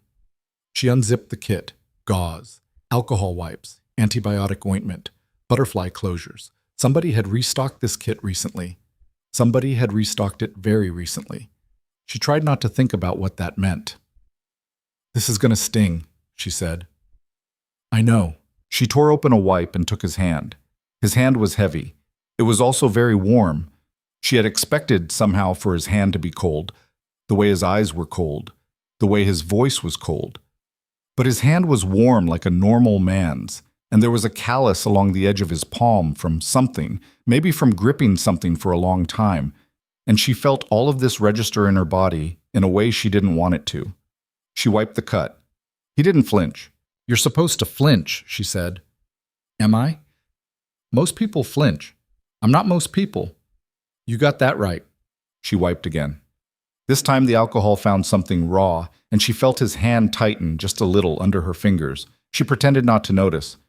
"So was it him?" she said. "Was who?" "My father." "Was that you going to see my father?" "No." "Swear." "I swear." "Who was it then?" He didn't answer right away. She finished cleaning the cut and she reached for the ointment and she squeezed a line of it along the gash and smoothed it with the side of her thumb. The skin under her thumb was rough and hot. "A man who works for the people who are looking for your father," he said. "He was in a car 1/2 mile from this property. He's been there for about 4 days. One of my men noticed him yesterday. Tonight he made a phone call I didn't like, so I went to have a word with him. And the word was a punch. The word was a question. The punch was the answer." "I don't—" She stopped. She was pressing a butterfly closure across the cut now. Her hands were steady, which surprised her. She had nice hands for this. She'd forgotten. In high school, she'd wanted to be a nurse. Her guidance counselor had told her nursing school cost $24,000 a year, and her mother couldn't afford that. And that had been the end of nursing. "What'd you ask him?" "Who sent him?" "What'd he say?" "He said a name I already knew." "Okay." "He also said a name I didn't know, which is useful." "Useful?" "Yes." "You punched him for a name." "No, I punched him for the first name. He gave me the second one for free after." "Jesus." "Lena." "Sorry." She pressed a second closure down, and then a third. She was working faster than she needed to, she realized. She didn't want to stop touching his hand, but she didn't want to keep touching his hand either, and she didn't know which of those two things was scaring her more, so she worked faster. "This needs stitches," she said. "I'll live." "I can't stitch it." I didn't ask you to. I'm just saying. I know what you're saying. I have a doctor who comes to the house. He'll be here in the morning. For tonight, this is fine. She unrolled a length of gauze. She wrapped his hand, careful, slow. Her fingers brushed his wrist once under the cuff of his shirt. She felt his pulse for a second, even and steady, like the pulse of a man asleep. When she was done, she sat back on the table and she looked at him. His suit was wrinkled. There was still a damp spot on his shoulder where snow had melted into the wool. His hair was drying in a way that made her think he hadn't combed it in hours. Up close like this, under the lamp, she could see that he had a small scar on his lower lip she hadn't noticed earlier, and that there were shadows under his eyes so dark they almost looked like bruises. "You look like hell," she said. "Thank you. How long since you slept?" "I don't know. A while." "Define a while." "Yesterday morning." "Adrian." "What?" "You need to sleep." "I need to do a lot of things. Sleep isn't at the top of the list." "Yeah, well, if you pass out on me right now, I don't know how to drive out of here, so." He looked at her. That mouth thing again, the not a smile. She was starting to understand it, the way you start to understand a friend's tic. It wasn't that he wouldn't smile. It was that he had forgotten how, somewhere along the way, and this was what was left. "You're a strange woman, Lena Carter." "I've been told." "By who?" "By, most people I've ever met." "Good." "Good?" "It means you're honest." "It means I don't know when to shut up." "Same thing sometimes." She stood up. Her knees were stiff and her feet hurt, and she realized she was still wearing the heels. She slipped them off, right there on the rug, and she felt the blood come back into her toes in little pinpricks of fire. "I made a decision," she said. "All right? I'm not going to option one. I'm not getting on a bus." "All right. Not because I trust you. I don't know you enough to trust you. I'm not. Let's not pretend this is trust." "I won't." But Margaret said something to me, and she said it in a way that made sense. She said, "There's two kinds of danger. The kind you see and the kind you don't. And I've been running from the kind I don't see my whole life, Adrian. My mom taught me to be scared of everything I couldn't name. Bills, men, doctors. I don't want to run anymore. I'm too tired." "That's an honest reason." "It's the only one I got." "That's enough." She nodded. She didn't know what else to do. She stood there in her stocking feet, in her funeral dress, in a stranger's sitting room, and she thought about how a person's whole life could change in 5 hours, just the way her mother's had changed once, in an apartment in Dundalk, when a man named Daniel, or Daniel Cade, or whoever the hell he really was, walked up to her with a cheap ring in his pocket and asked her to take his name, or his other name, or whichever one he had available that week. "Can I ask you something?" she said. "Yes." "And you promise you won't lie?" "I told you, I don't lie about the things that matter." "Okay." She sat back down on the table. She folded her hands in her lap. "Did you love your brother?" His face changed. It wasn't a big change, but around the eyes and at the mouth, and somewhere in the way his shoulders were set, something gave a little, like a wall settling. "Yes," he said. "More than anyone I have ever loved, before or since." "What was his name?" "Michael." "Tell me about him." "Lena." "Just one thing. Just tell me one thing about him." He was quiet. The lamp buzzed. Somewhere in the house, a door closed. "He was afraid of dogs," he said. "Big dogs, little dogs. It didn't matter. Our mother had a poodle when we were children. 8 pounds. Michael used to climb onto the kitchen counter to get away from it. He was 18 years old and he still climbed onto the counter. I used to make fun of him. My last memory of him, the last time I saw him alive, he was at a dinner at my mother's house and the poodle came in the room and he pulled his feet up off the floor, like a child, laughing at himself. That's what I see when I close my eyes. That's all. Just that." But she didn't say anything. She didn't know what to say. "I'm sorry" was what people said, and she'd said it 100 times in her life about her mother, and she hated hearing it, and she hated saying it, and she wasn't going to say it to this man. "Thank you for telling me," she said instead. "You're welcome. My mom had a cat. Fat orange cat. She named him Biscuit. He used to sleep on her chest when she was dying, right on top of her, wouldn't move for anybody. He died 2 weeks after she did, just laid down on her side of the bed one night and didn't wake up." That's a good cat. Yeah, he was. They sat with it for a minute, with their dead. Then Adrian moved, slow, and he pulled himself up from the couch. He winced a little this time. His whole body was stiffening, she could see it, the way bodies do after a fight when the adrenaline goes. Come on, he said. Where are we going? I'm going to show you where you're sleeping tonight. Okay. It's not the guest room. The guest room is too close to the front of the house. I want you upstairs, in the east wing. There are men in the hall outside the door. You don't need to be afraid of them. They aren't going to come in the room. Adrian. Yes. You don't have to scare me more than I already am. I'm not scaring you. I'm telling you what's true. Yeah, well, sometimes those are the same thing. He looked at her for a long beat, then he nodded, small. All right, I'll tell you less then. No, don't. Tell me everything. I need a minute between things. Okay? Okay. He led her back down the hall, past the dining room. Margaret was still asleep in her chair. Somebody had laid a blanket across her. And up the curving staircase, and into another hall, and another, and finally through a door into a bedroom that was bigger than her mother's whole apartment had been. The bed was enormous, canopied. The sheets were white. There was a fire going in a small fireplace at one wall. Somebody had come up here and lit the fire, she realized, while she'd been downstairs with Margaret, which meant that somebody had known she was going to stay, and that had been a decision made for her before she'd made it herself. She didn't say anything about that. On the bed was a set of folded clothes, gray sweatpants, a soft gray t-shirt, a robe, all neatly stacked, a pair of clean socks on top. Margaret, Adrian said, seeing her look. Of course. There's a bathroom through that door, towels, a new toothbrush. If you need anything else, there's a button by the bed. Press it, and a woman named Inez will come. Don't open the door for anyone who doesn't say her name first. Okay. The men in the hallway are named Paul and Samuel. Samuel has a beard. Paul has a bad knee. If something goes wrong, you scream. Don't bother with words, just scream. They'll come through the door. Okay. Lock the bathroom door while you shower. Don't use the bathtub. Don't open the windows. Adrian? Yes. I get it. I'm sorry. Don't be. He stood in the doorway for a second. He wasn't looking at her anymore. He was looking at the fire. Get some sleep, he said. I'll see you in the morning. Are you going to sleep? Eventually. Liar. Lena. Go to bed, Adrian. He almost smiled. Fourth time. She wasn't keeping count anymore, except she was. Good night, Miss Carter. Good night, Mr. Voss. He closed the door behind him. She heard the lock click, not from the inside, from the outside.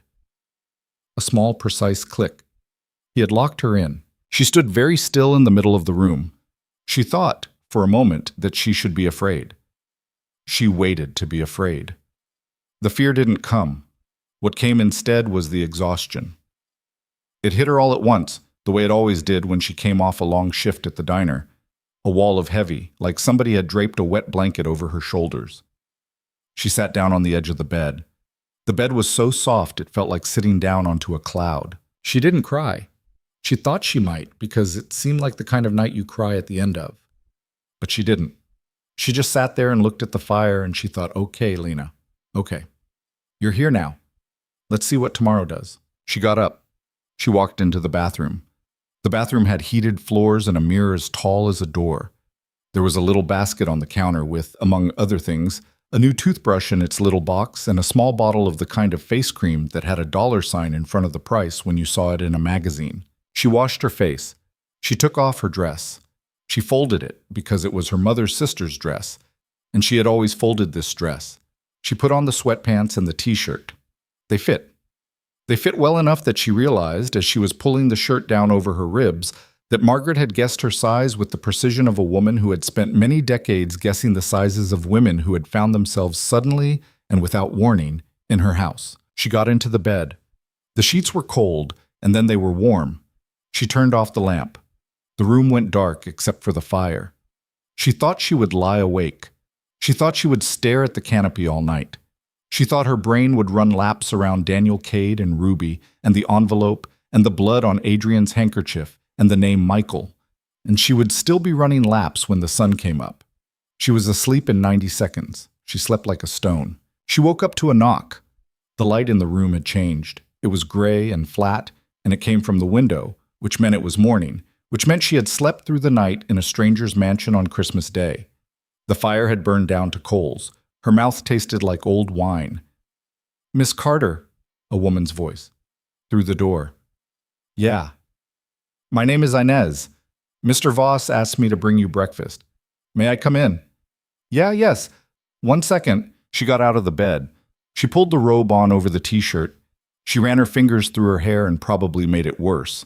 She padded to the door and she unlocked it. So, a lock with 2 sides, then... And she opened it. The woman was maybe 50. Round, soft-faced, dark hair streaked with silver, pulled back in a low ponytail. She was carrying a tray. Behind her in the hall, a man was standing. The man had a beard. He nodded at Lena without smiling. "Good morning," Inez said. "Hi. I brought you coffee, also eggs, also toast, also orange juice. Mr. Voss said he didn't know what you like, so I brought several things. I apologize if I brought too many." "No, this is... Thank you. Thank you. May I come in?" "Yeah, sorry, yeah." Inez carried the tray to a little table by the window and set it down. She opened the curtains. The view was the garden, white with snow, and the sky low and gray over it. Somewhere out there, a blackbird flew across the grounds and landed in a tree.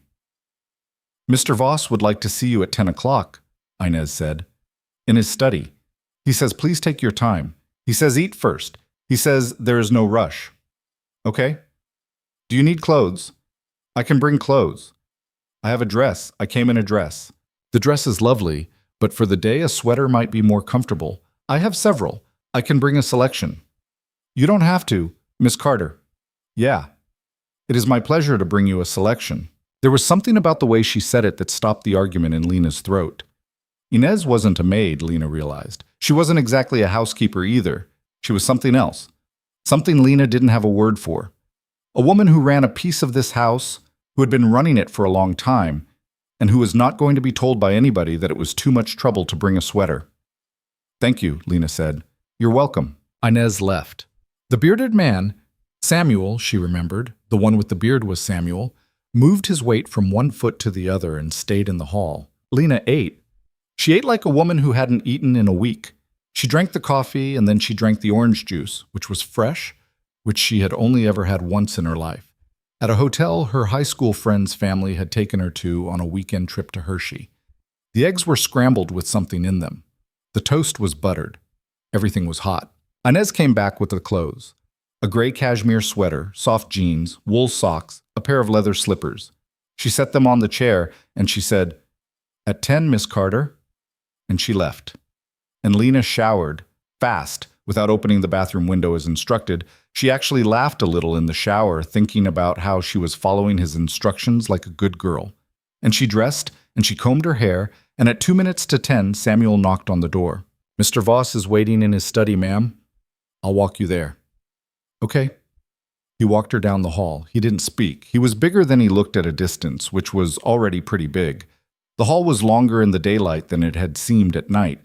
He stopped at a door of dark wood. He knocked once. "Come." Samuel opened the door. Lena stepped through. The study was bigger than the library and smaller than the dining room. 2 walls of books. A big desk.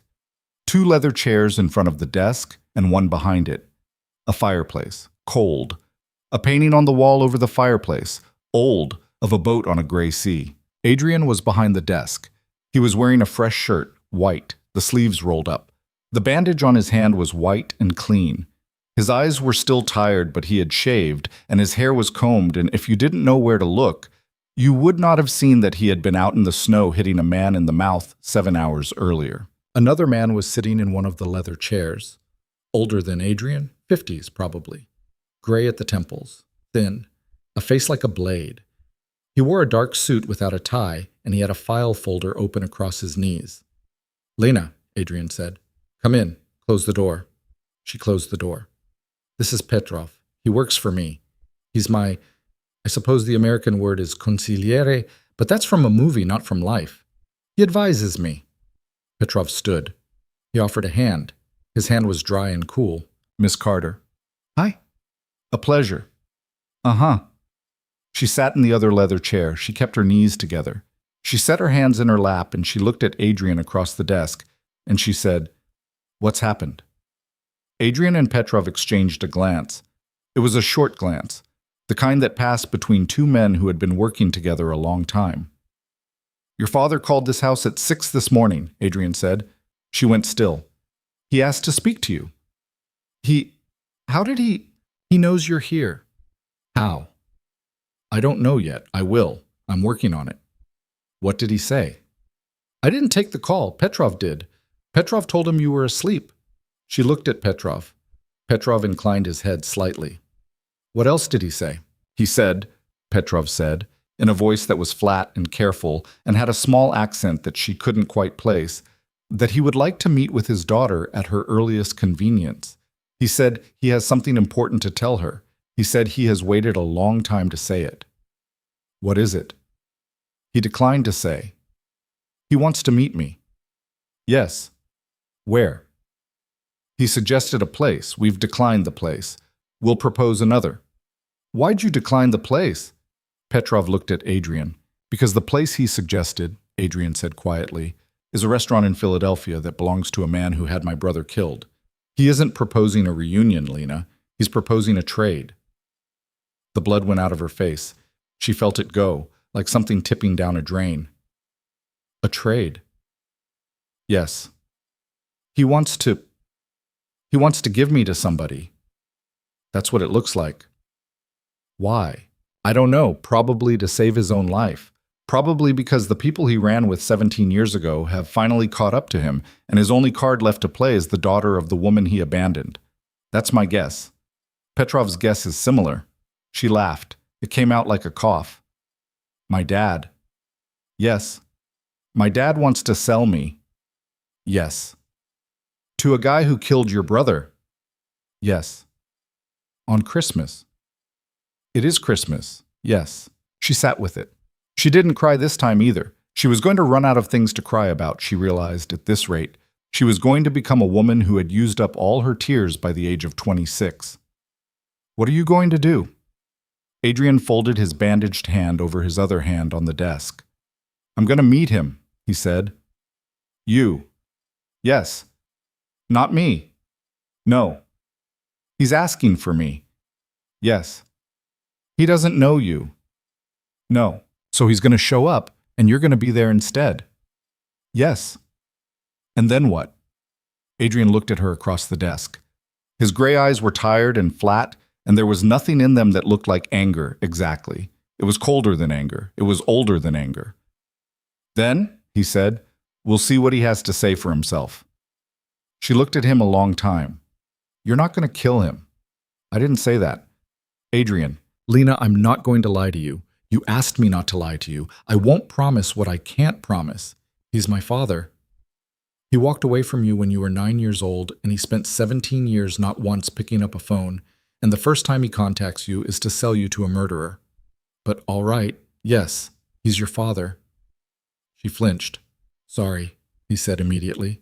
"That was cruel." "It was." "I'm sorry." "But you meant it." "Yes." "Then don't be sorry." They sat there. Petrov had gone very still in his chair, the way people go still when they can feel a storm in the room and they don't want to be the thing that draws the lightning. "I want to come," Lena said. "No." "I want to come, Adrian." "No." "He's my father." "And he's going to try to get you killed. He is going to show up at this meeting with men who will kill you on sight. The answer is no." "So I just sit here?" "Yes." "While you go meet him?" "Yes." "And then you come home and you tell me what he said?" "Yes." She shook her head, slow. "No," she said. "No?" "You said it was a choice, Adrian. You said last night, the choices are ugly, but they're choices. So this is my choice. I'm coming. Lena, I'm coming. You can drug me or tie me to this chair or whatever, but the second you don't, I'm coming. I'll walk there. I'll find my own way. I'm coming." Adrian closed his eyes for a moment.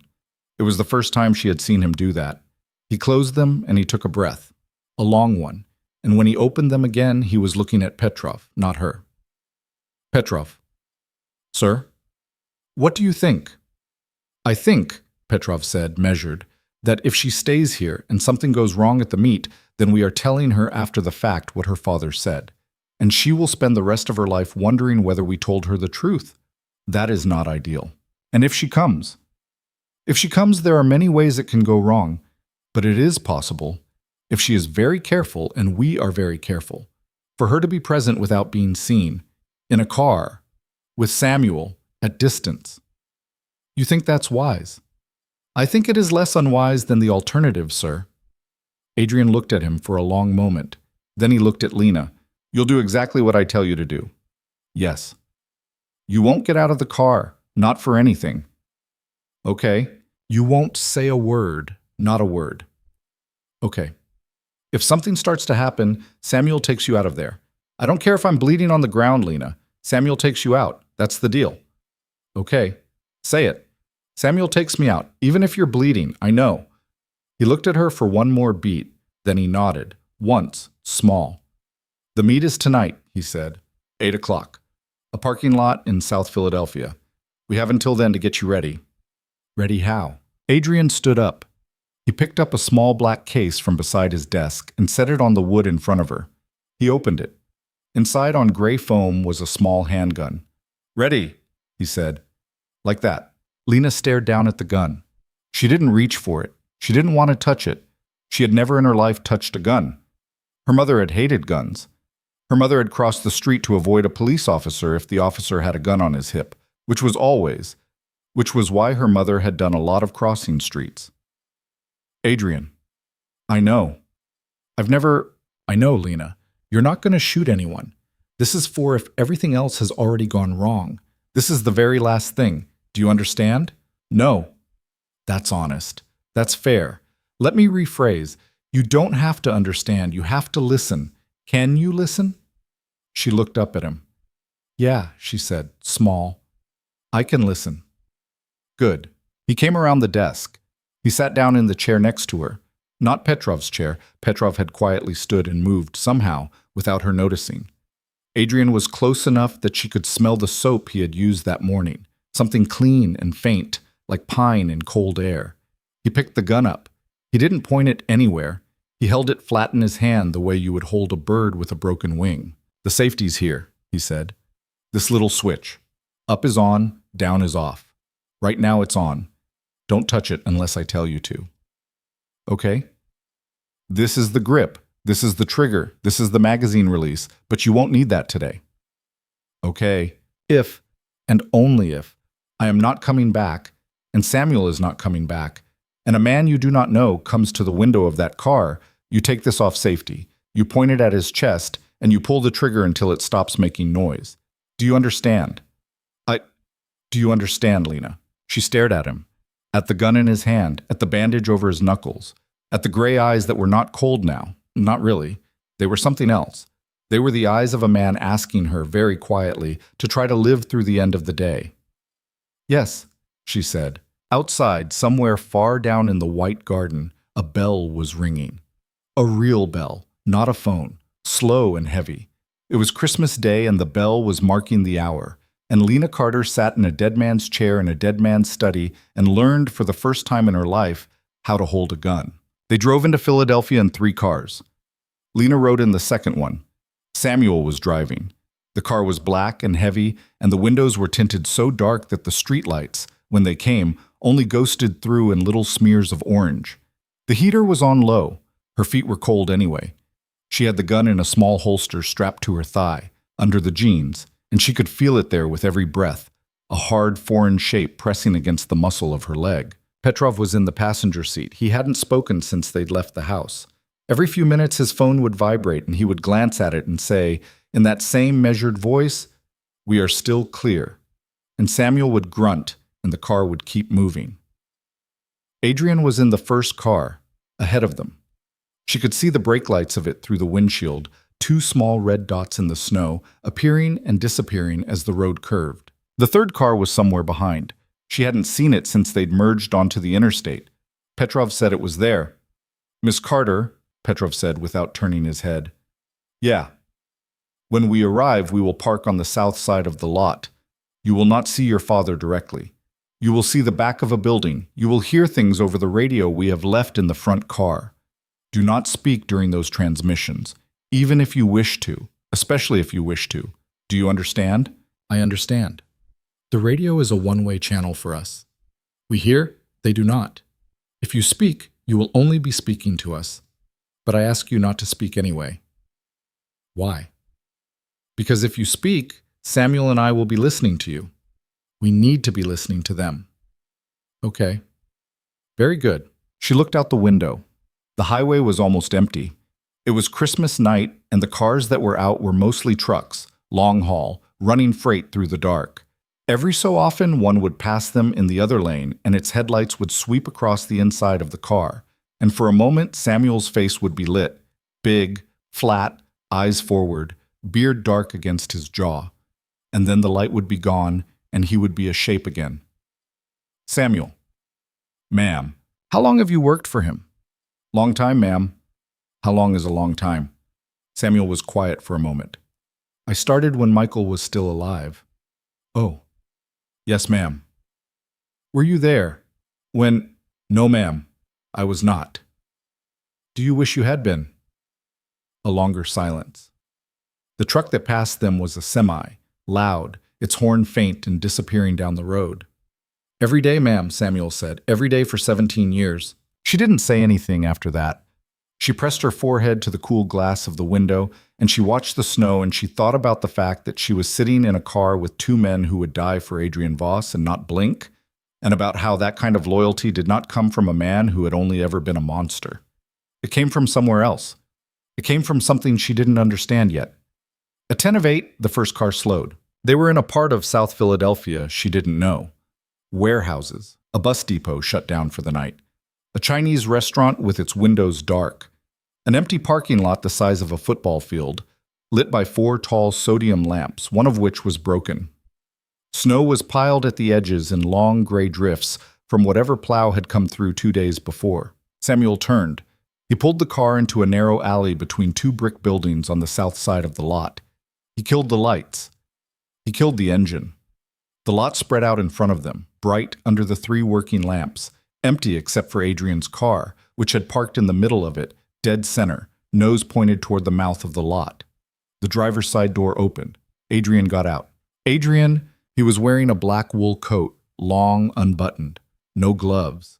His breath came out white. He walked a few steps from the car and stood there, hands in his pockets, looking toward the far end of the lot. Radio on, Petrov said, low. A small crackle. Then silence, with the very faint sound of a man breathing. That was Adrian's mic. Open, live, so they could hear him.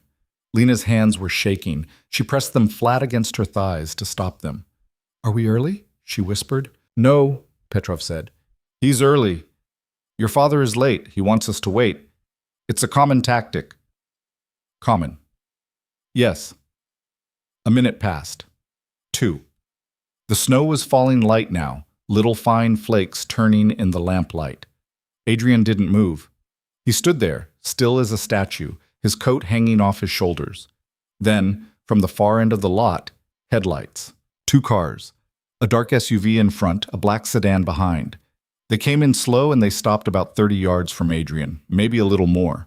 Their engines kept running. A door opened. A man got out of the SUV. He was medium height, medium build, gray coat, gray hair. Even from the distance, even through the dark tint of the window, Lena's chest seized up. That's him, she whispered. Miss Carter, no speaking. I know, sorry, I know. She pressed her hand against her mouth. She watched the man walk across the lot toward Adrian. He walked like a man who used to be bigger and had gotten smaller. He walked like a man whose knees hurt. He stopped about 10 feet from Adrian. He didn't put out his hand. Through the radio, his voice came small and tinny. You're not who I was expecting. Adrian's voice came back, low, clean, close to the mic. Mr. Cade, who are you? You know who I am. A pause. Even the tinny radio couldn't hide the pause. Voss? That's right. Jesus Christ. No, just me. Lena's hands went cold. She balled them into fists in her lap. Where is she? Her father said. She's not coming. I asked her to come.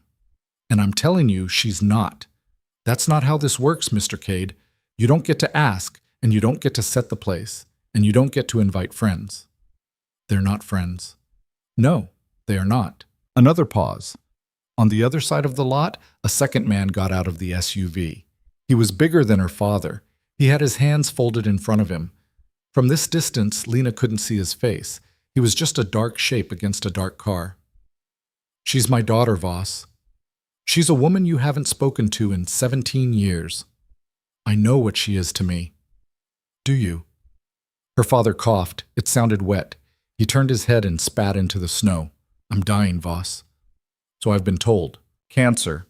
Lungs. 6 months, they said. That was 8 months ago. I'm not moved. I'm not asking you to be moved. I'm telling you why I'm here. Tell me why you're here then. Precisely. Use small words. There was something in Adrian's voice that Lena had not heard before. Not cruelty. Nothing that cheap. Something harder and colder. The sound of a man who had been waiting a very long time to open a door he'd been leaning against for 17 years. Lena felt it in her stomach like a stone dropping. Her father took a breath. She heard it through the radio. I want to see her before I die. I want to look at her face. I want to tell her I'm sorry. And I want to give her something. What? A letter from her mother. Lena's breath stopped. Her mother wrote a letter years ago, before everything. I kept it. I was supposed to give it to her if Diane passed. Diane's passed. I want to keep my word about that one thing. That's it. That's all. Adrian said nothing. Not for a long time. Mr. Cade. Yeah. Who's in the car behind you? Friends of mine. Who? Friends. Mr. Cade, I will ask you one more time, and if you lie to me again, we're going to stop talking. Who is in the car behind you? There was a long silence, longer than any of the others. Even the snow seemed to get quieter. On the far side of the lot, the second man, the big one in front of the SUV, shifted his weight. Carmine Sabatino, her father said. Carmine Sabatino is in that car. Yes. And? And 2 of his men, 3, maybe. I didn't count. Why? He wouldn't let me come alone. He said I'd run. Would you have? Yes. Why didn't you? Because I'm tired, Voss. I'm just tired. I wanted to see her. That was my one thing. He said he'd give me my one thing if he got to meet her too. And what would Sabatino want with my dinner guest? Her father didn't answer. Mr. Cade. He wants the same thing you do. He wants you dead. He wants it to hurt. You just want me dead. Adrian was very quiet. Lena could hear him breathing through the mic, slow and even. He thinks, her father said, that if he has her, you'll come for her. And when you come for her, he'll have you. So you brought her a letter from her mother, Adrian said, and a man who wants to use her as bait. I told you why I came. You've told me several things, Mr. Cade. Only some of them are true. Walk away.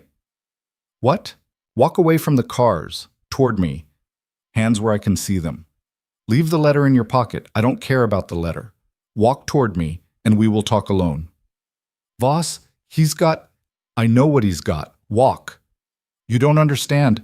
I understand better than you do. Walk, Mr. Cade, or go back in your car and drive away, and the next time I see you will not be like this. There was a long breath, then a long pause. In the cold of the car, Lena realized she was gripping Petrov's seat from behind, her knuckles white against the leather. She let go. Her hand ached. Her father turned. He walked a few steps back toward the SUV. He said something to the big man, not into the radio. The big man said something back. Her father raised his hands. Just a little, just a small gesture. And then he turned around and he started walking toward Adrian. And then everything went wrong. She didn't see the first shot. She heard it. A crack, sharp, not from Adrian's direction, not from her father's direction either. From somewhere up high, from a roof, from one of the dark buildings at the far end of the lot. Adrian moved. He moved like he'd been expecting it, like his whole body had been coiled for it, and the movement was so fast Lena could not follow it. He He was standing and then he was down, behind the front wheel of his car, with a gun in his hand that she had not seen him draw. Her father stopped in the middle of the lot. He looked down at himself. He put a hand to his chest. His glove came away dark. Then the second shot. This one came from closer.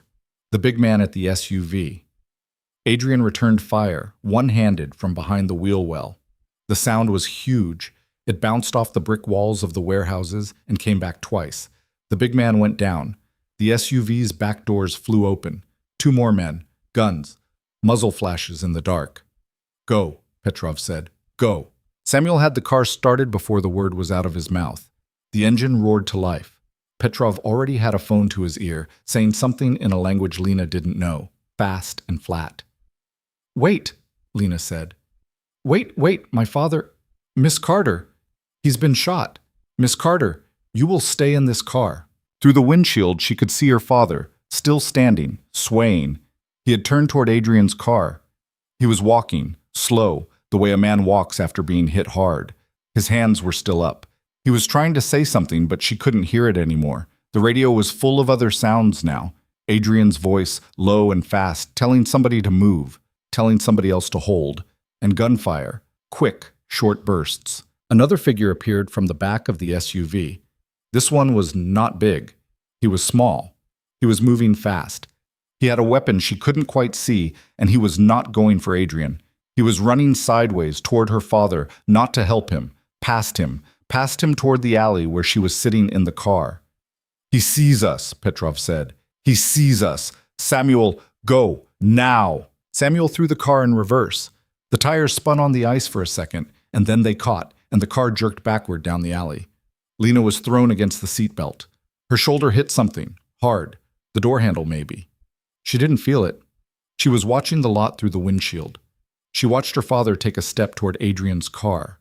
She watched him fall to his knees. She watched the man from the SUV keep running, not toward her father, toward her, toward the alley. "Samuel," Petrov said. "I got it." "Faster." "I got it." The alley opened onto a side street. Samuel swung the wheel. The car came around in a reverse arc, tires squealing on wet asphalt, and then he slammed it into drive and they were accelerating. And behind them, Lena heard another crack of gunfire, and then another. "Miss Carter, down! Get down!" She got down. She folded herself into the footwell behind the passenger seat, her knees in her face, her hands over her head. Petrov's voice was still going, fast, into the phone. The back window shattered. Glass came down in a shower across the seat above her. A hot wind went through the car, freezing and alive. She felt something sting her cheek. She didn't look. Samuel swore, one short, ugly word, and the car jerked hard as he swerved. "Miss Carter, are you hit?" "I don't know." "Are you bleeding?" I don't think..." "Don't move, stay down." The car took a corner at a speed that made something inside the trunk slide across the metal. She could hear sirens now, far away, getting closer. Samuel was driving like a man who knew every street in this city and had driven every one of them at this speed at least once before. "Adrian," she said from the floor. "Is he..." "I don't know, Miss Carter."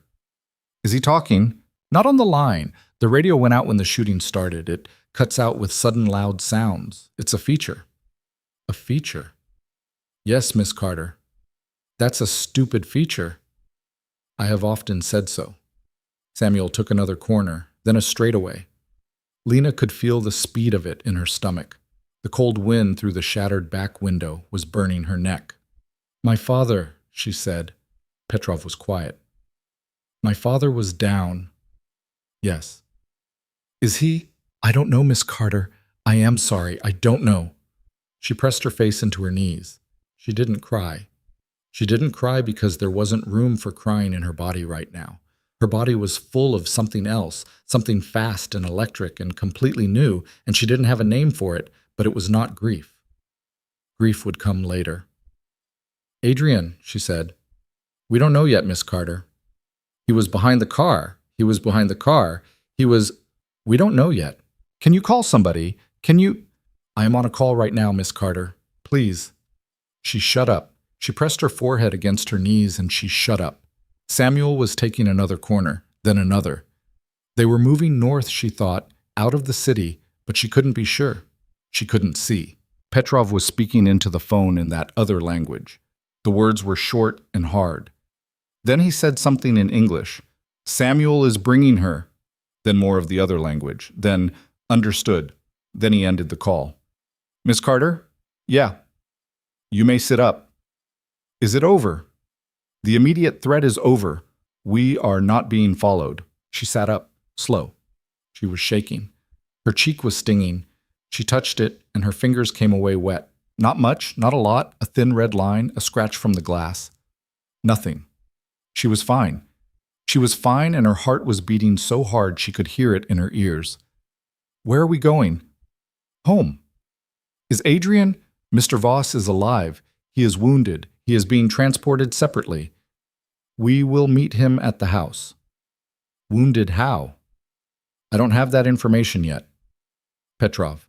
I don't, Miss Carter. I am telling you what I have. When I know more, I will tell you. Okay. Okay. She sat in the back of the car, with the wind from the broken window tearing at her hair, and she watched the city slide by in the dark. Samuel slowed down as they got onto the highway. The speedometer came down from wherever it had been to something that looked more like a person obeying the laws of a society that had laws. Nobody spoke for a while. Out past the city limits, the snow thickened. The highway became a tunnel of white. The headlights caught the flakes and turned them into a kind of static, rushing at the windshield and past. Petrov. Yes. My father was going to sell me. Yes. For money. For his life, Miss Carter, which, for a man in his position, is a kind of money. Right, right. She pressed her palms into her eyes. Was the letter real? I don't know. Would it have been real? Miss Carter, would he have done that? Would he have had a letter from my mother? Is that a thing that could be real? Petrov was quiet for a long moment. I don't know, he said finally. It is possible.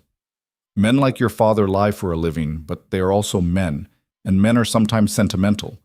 It is possible the letter was real. It is possible it was not. Without the body, we may never know. And given how the evening went, the body may be difficult to recover. The body? I am sorry, Miss Carter. That was an indelicate word. No, no, you said it right. She pressed her palms harder into her eyes. She thought she might cry after all, but nothing came. Can I ask you something else, Petrov? Yes. You said, at the house this morning, you said you had worked for Adrian for a long time. How long? I worked for his father first. His father? Yes. His father died when Adrian was 24. His brother, Michael, was to take over. Michael died before he could. Adrian took the chair instead. The chair. It is what we call it in our world. The chair. The head of the family seat. He did not want it. I was there when he accepted it. He was 25 years old. He sat in a room with 12 men who were all older than him and most of whom thought he was a child, and he told them that he would be running the family now, and that if any of them disagreed, they should say so then, because they would not be given another chance.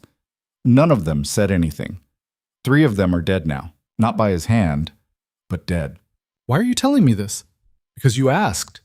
No, but you don't have to tell me this. I'm nobody. I'm a waitress, Petrov. I don't know anything about this world. Why are you telling me? Petrov turned his head slightly. She could see his profile in the dashboard light, the hard, thin face, the careful eyes. Because Mr. Voss spoke to me this morning, Miss Carter, after breakfast. He told me that you had offered, on your own, to put yourself in danger tonight to hear your father speak. He told me that you had picked up a weapon you had never touched, and you had listened to him, and you had asked sensible questions. He told me that he believed you were a person who could be told things. Oh. He said further that he believed you were a person he wanted to tell things to. She didn't know what to do with that. She put her hand on her cheek. The blood on her fingers had gone tacky and starting to dry. She looked at it for a moment. Petrov. Yes, Miss Carter. Is he going to be okay? I don't know. If he isn't, Miss Carter, if he isn't, if we get back and he's... What happens to me? Petrov looked at her in the mirror. His eyes met hers. They were tired and old, and they held hers for a long second. If he isn't, Petrov said, then there will be a meeting in the study, and I will sit where he sat this morning, and you will sit where you sat, and we will decide together what to do. You would keep me. Miss Carter, I would protect you. That is different. How different? It is more difficult for both of us, but it is what he would want, and it is what I would do. She looked out the window. The snow was still falling. They were on a back road now, trees on either side, black against black. Somewhere up ahead, in the dark, was a driveway and a gate and a house where a man she had met 26 hours ago might be dying or might not be. I don't want a meeting, she said. No, Miss Carter. I want him to come home. Yes, Miss Carter. Is that something I'm allowed to want? It is a human thing to want. That's not what I asked. Petrov almost smiled. She saw it in the mirror, a small tired pull at the corner of his mouth. You are allowed to want anything you want, Miss Carter. What you are not allowed is to expect it. Yeah, I figured. The gate came up out of the snow. Samuel slowed. The gate opened. They drove up the long driveway and the house appeared out of the white, lit up on every floor now, lit up like a ship. There were men everywhere. Lena hadn't known there were this many, 6, 8, 10, all over the front of the house, all moving with the quick, purposeful walk of men who had a job. A black SUV was in the drive with its lights still on, a man sitting in the driver's seat, engine running. Another car was pulling up behind it. Samuel stopped the car. Petrov got out. He opened her door. Come, Miss Carter. Is he here? Yes. Where? Inside. Please come. She got out. Her legs worked, barely. Petrov took her elbow, not hard, just a guide, and walked her up the steps. The cold cut through her jeans. A woman was standing in the entry, not Margaret, somebody younger, somebody she hadn't seen before, wearing scrubs and a coat. A doctor's bag by her feet. Where? Petrov said. Upstairs. His room. How bad? The woman hesitated. He took one in the side. Low. It went through. He's conscious. He's lost blood. He refused the hospital. Of course he did. He said to send you up. He said to send me up or to send her up. The woman looked at Lena. Her face didn't change, but her eyes flicked quick down and up. Both, she said. Petrov nodded. He let go of Lena's elbow. Go, he said. I will come in a moment. She went. She didn't know how she knew where to go, but she knew. Up the stairs, down the hall, past the room where she had slept the night before, past another room and another. And then a door was open at the end of the hall, and the light was on inside, and she stopped in the doorway. He was on the bed. He had his shirt off. His side, his right side below the ribs, was wrapped in white bandages that were stained red through in one long patch. There was blood on the sheets. There was a steel tray on the bed next to him with instruments she didn't want to look at. There was an IV in his arm. He was awake. His head was turned toward the door. She stood there, in her funeral sweater and her borrowed jeans, with dried blood on her cheek and her hand still shaking, and she couldn't move. You're alive, he said. Yeah, you too. Barely. Yeah. Come in, Lena. She came in. She walked, slow, to the side of the bed, and she stood there not knowing what to do with her hands. Her hands had bandaged a hand last night. She could do things with her hands. But he was hurt bigger now, and she couldn't do anything about that, and her hands had nowhere to go. My father, she said. Adrian closed his eyes for a second. Then he opened them. He's dead, Lena. I'm sorry. You? No, not by me. A sniper on the roof. Sabatino's, the first shot. He was dead before he hit the ground. Oh. He took the shot meant for me.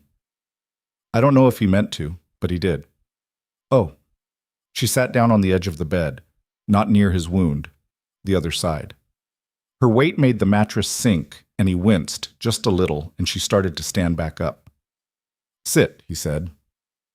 Sit. It's all right. She sat. She looked at her hands.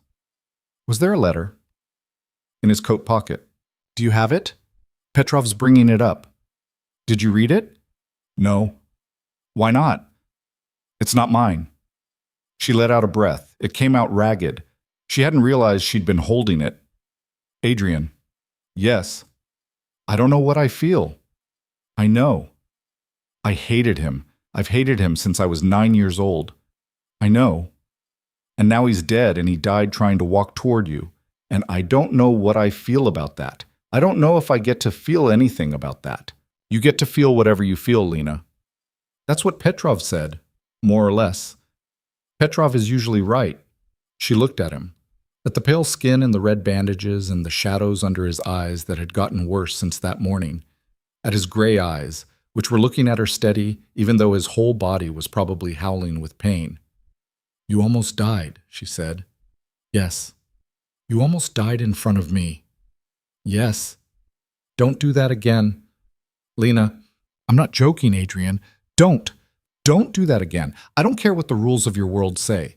I don't care what Sabatino did. You find another way, or you send somebody else, or you let it go. You don't stand in a parking lot in the snow again. You don't.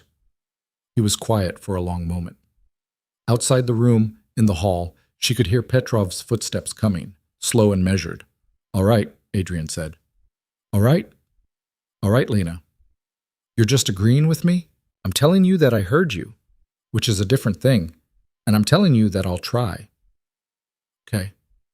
Okay. She reached out, slow. She put her hand on his hand, not on the bandaged one, the other one. His fingers were cold and she pressed hers around them, careful, the way she had pressed the butterfly closures the night before.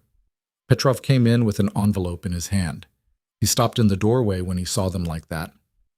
I can come back, he said. No, Adrian said. Come in. Give it to her. Petrov came in. He held out the envelope to Lena. It was cheap white paper, folded, smudged. The outside said, in a handwriting Lena had not seen in 17 years, but knew anyway, the way you know your own breath, for my girl. She took it with her free hand. She didn't open it. She held it in her lap. Later, she said. Later, Adrian agreed. And the three of them stayed like that, in the quiet room, while outside the snow kept falling and the house settled into itself and a man's blood dried slow on a set of white sheets. The letter sat on the nightstand for 3 days. Lena didn't open it. She told herself she was waiting until her hands would stop shaking, and then she told herself she was waiting until Adrian could sit up without help, and then she told herself she was waiting because she wasn't ready, which was at least an honest thing to tell herself. Adrian's room became her room, or something close to it. She slept in the chair by the window the first night, curled up under a blanket Margaret had brought without being asked. The second night she slept on top of the covers at the foot of the bed, in her socks, and Adrian had said nothing about it.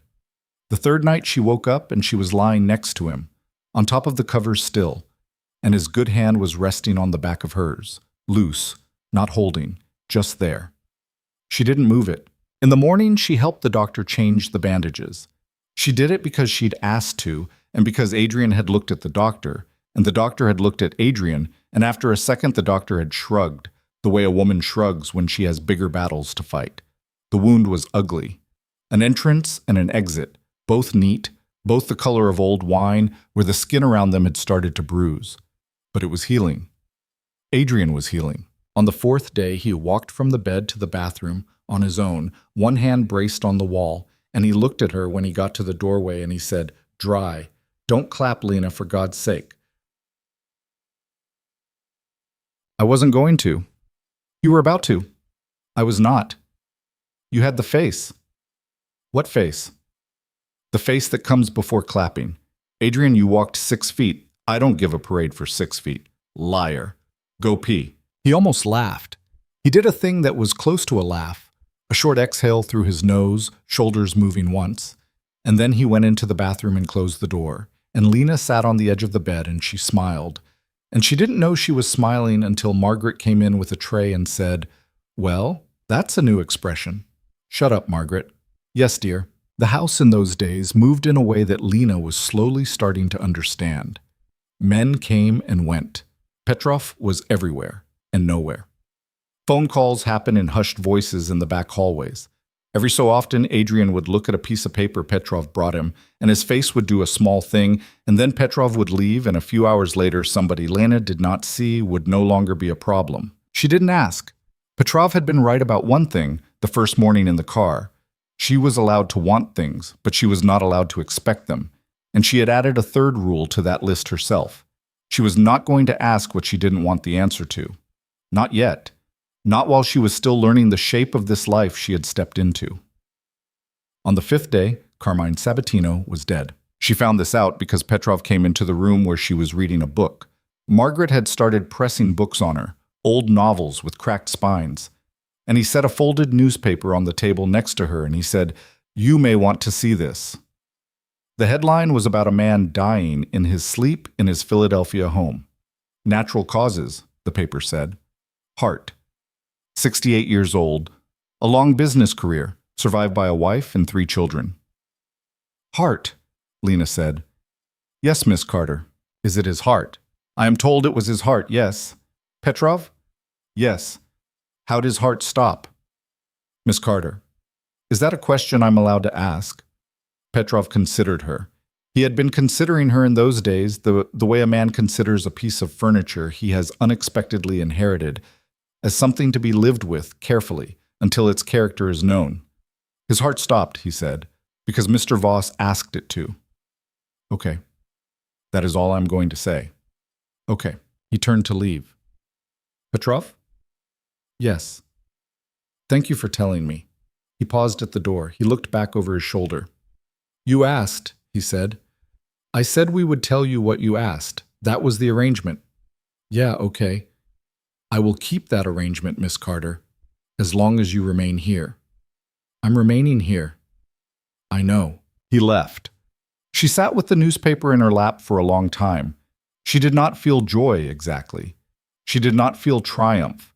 She felt a kind of slow, settling quiet, the feeling of a debt collected, not by her, but on her behalf, and of the small, dark satisfaction of knowing that the man who had sent a rifle to a rooftop to shoot her father in front of her was dead in his bed, and she was not. She thought then that she should have felt worse about that satisfaction.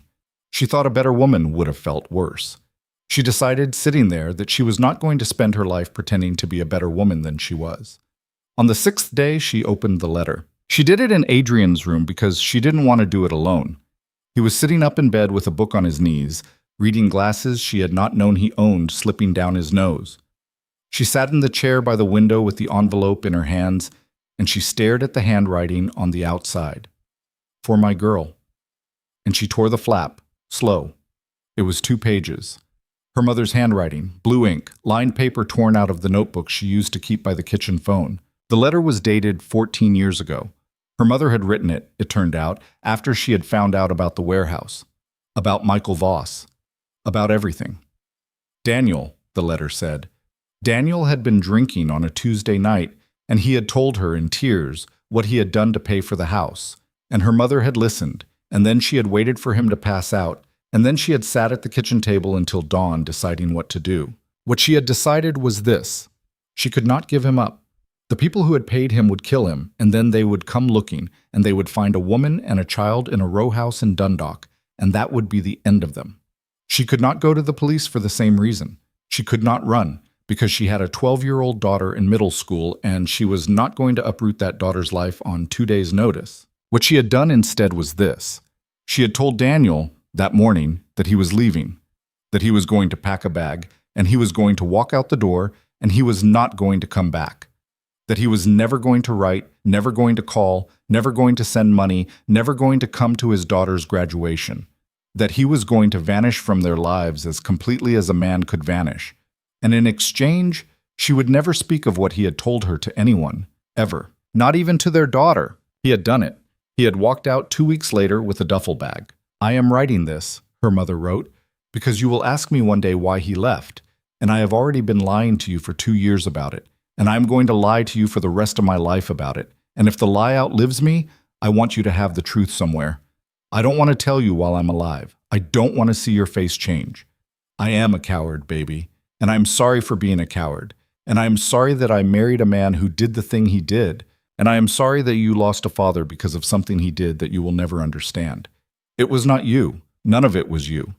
You were the best thing that ever came out of that house, and if I could take the whole house down and leave just you standing, I would do it, and I would not regret it for a single second. I love you. I loved you every day you were in my body, and every day you have been out of it, and I will love you every day after I am gone. Mom, Lena read the letter twice. She read it 3 times. She read it a 4th time with her hand over her mouth. Then she folded it, slow, along the creases her mother had made, and she put it back in the envelope, and she set the envelope in her lap. Adrian had not looked at her once during the reading. He had kept his eyes on his book. He had been turning pages at intervals that she now realized were not real. He had not been reading, he had been pretending to read, to give her privacy in the only way he could without leaving the room. Adrian, she said. Yes. She knew. Yes. She knew the whole time. She knew. And she made him leave, and she never told me. Yes. I hated him for 17 years, Adrian. I hated him so hard I made myself into a person who didn't have a father. I built a whole life around not having one. And he left because she made him. He left because she was trying to save us. Yes. That's... She stopped. She put her hand over her mouth again. She felt her face get hot, and she felt her eyes sting, and for the first time in all of this, for the first time since the envelope in Ruby's diner, she cried. She cried the way a person cries when they have run out of roads to not cry down. Quiet, at first, then not quiet. She sat in the chair by the window with her mother's letter in her lap, and she cried for her mother, and for her father, and for the girl who had been 9 years old and who had sat in a screen door watching a man get in a car with a duffel bag, and who had decided, right there, to be a person who didn't need him. Adrian closed his book. He set it aside. He didn't say anything. He held out his hand. She got up. She walked over. She sat down on the edge of the bed, the way she had the first night, careful of his wound, and she took his hand. He pulled her, gentle, and she let herself be pulled, and she ended up with her head against his good shoulder and his arm around her back, and her mother's letter clutched against her chest, and she cried until she was too tired to cry. And then she cried a little more. He didn't shush her. He didn't tell her it was going to be all right. He didn't do any of the things people did when they didn't know what to do. He just sat there and he breathed and he let her soak the shoulder of his shirt. And after a long time, when her breathing had started to slow down, he said, quiet, against her hair, I'm sorry I hated him too. You didn't know. No. But I hated him for 17 years, Lena. I built my own life around that hate. And he was a coward who did a bad thing for money. But he was also a man whose wife looked him in the face and told him to leave, and who did it because he loved her enough to do it. That's more than a lot of men would have done. Yeah. I don't forgive him. I want to be clear about that. I won't ever forgive him. I know. But I'm sorry you lost him the way you lost him, and I'm sorry I was part of how you found him again. Yeah. She turned her face into his shoulder. She closed her eyes. She could hear his heart under her ear, slow and steady, a heart that a man had tried to stop in a parking lot 6 days ago, a heart that was still going. Adrian? Yes. I'm not going anywhere. I know. I want to say it out loud. I'm not going anywhere. Not in 3 years. Not in 10. Not at all. Okay, Lena. Is that okay? Yes. Is it okay with the rest of it? With your world? With the men? With the chair? He was quiet for a long moment. The chair doesn't decide who I sit at a table with, he said. The chair decides who I have at the table because of the chair. That's different. Is it? It is. Okay. She stayed there. For a long time she stayed there. Outside the window the snow had stopped and the sun was coming through in a thin winter way that was more suggestion than light, and the room was quiet, and she had a letter from her mother in her hands. They did not, in the end, marry in a courthouse. They married in the garden behind the house, in April, with the stone walls still bare and the black trees just starting to bud. Margaret had insisted on a dress, and Lena had let herself be insisted on. Not a big dress, a small one, white and plain, with a collar, the kind of dress a woman in a painting might wear to walk across a field. There were maybe 20 people in the garden, Petrov in a gray suit, Inez in a blue one, Samuel in the back, hands folded, a priest who had known Adrian's grandfather, who mumbled most of the service. Ruby was not there. Lena had not spoken to Ruby since the diner. She had decided sometime in those long, quiet weeks that she was not going to. There was no conversation she could have with Ruby that would give her anything back.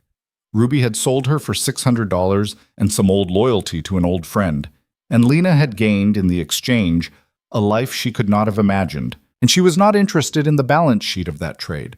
Ruby could keep the $600.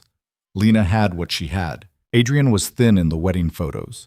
He had lost weight in the weeks of recovery, and he had not quite put it all back, and his suit hung on him a little, and there was a moment in the middle of the ceremony when the priest asked the question you ask, when he had to take a small breath because the scar tissue in his side still pulled when he held himself too straight for too long.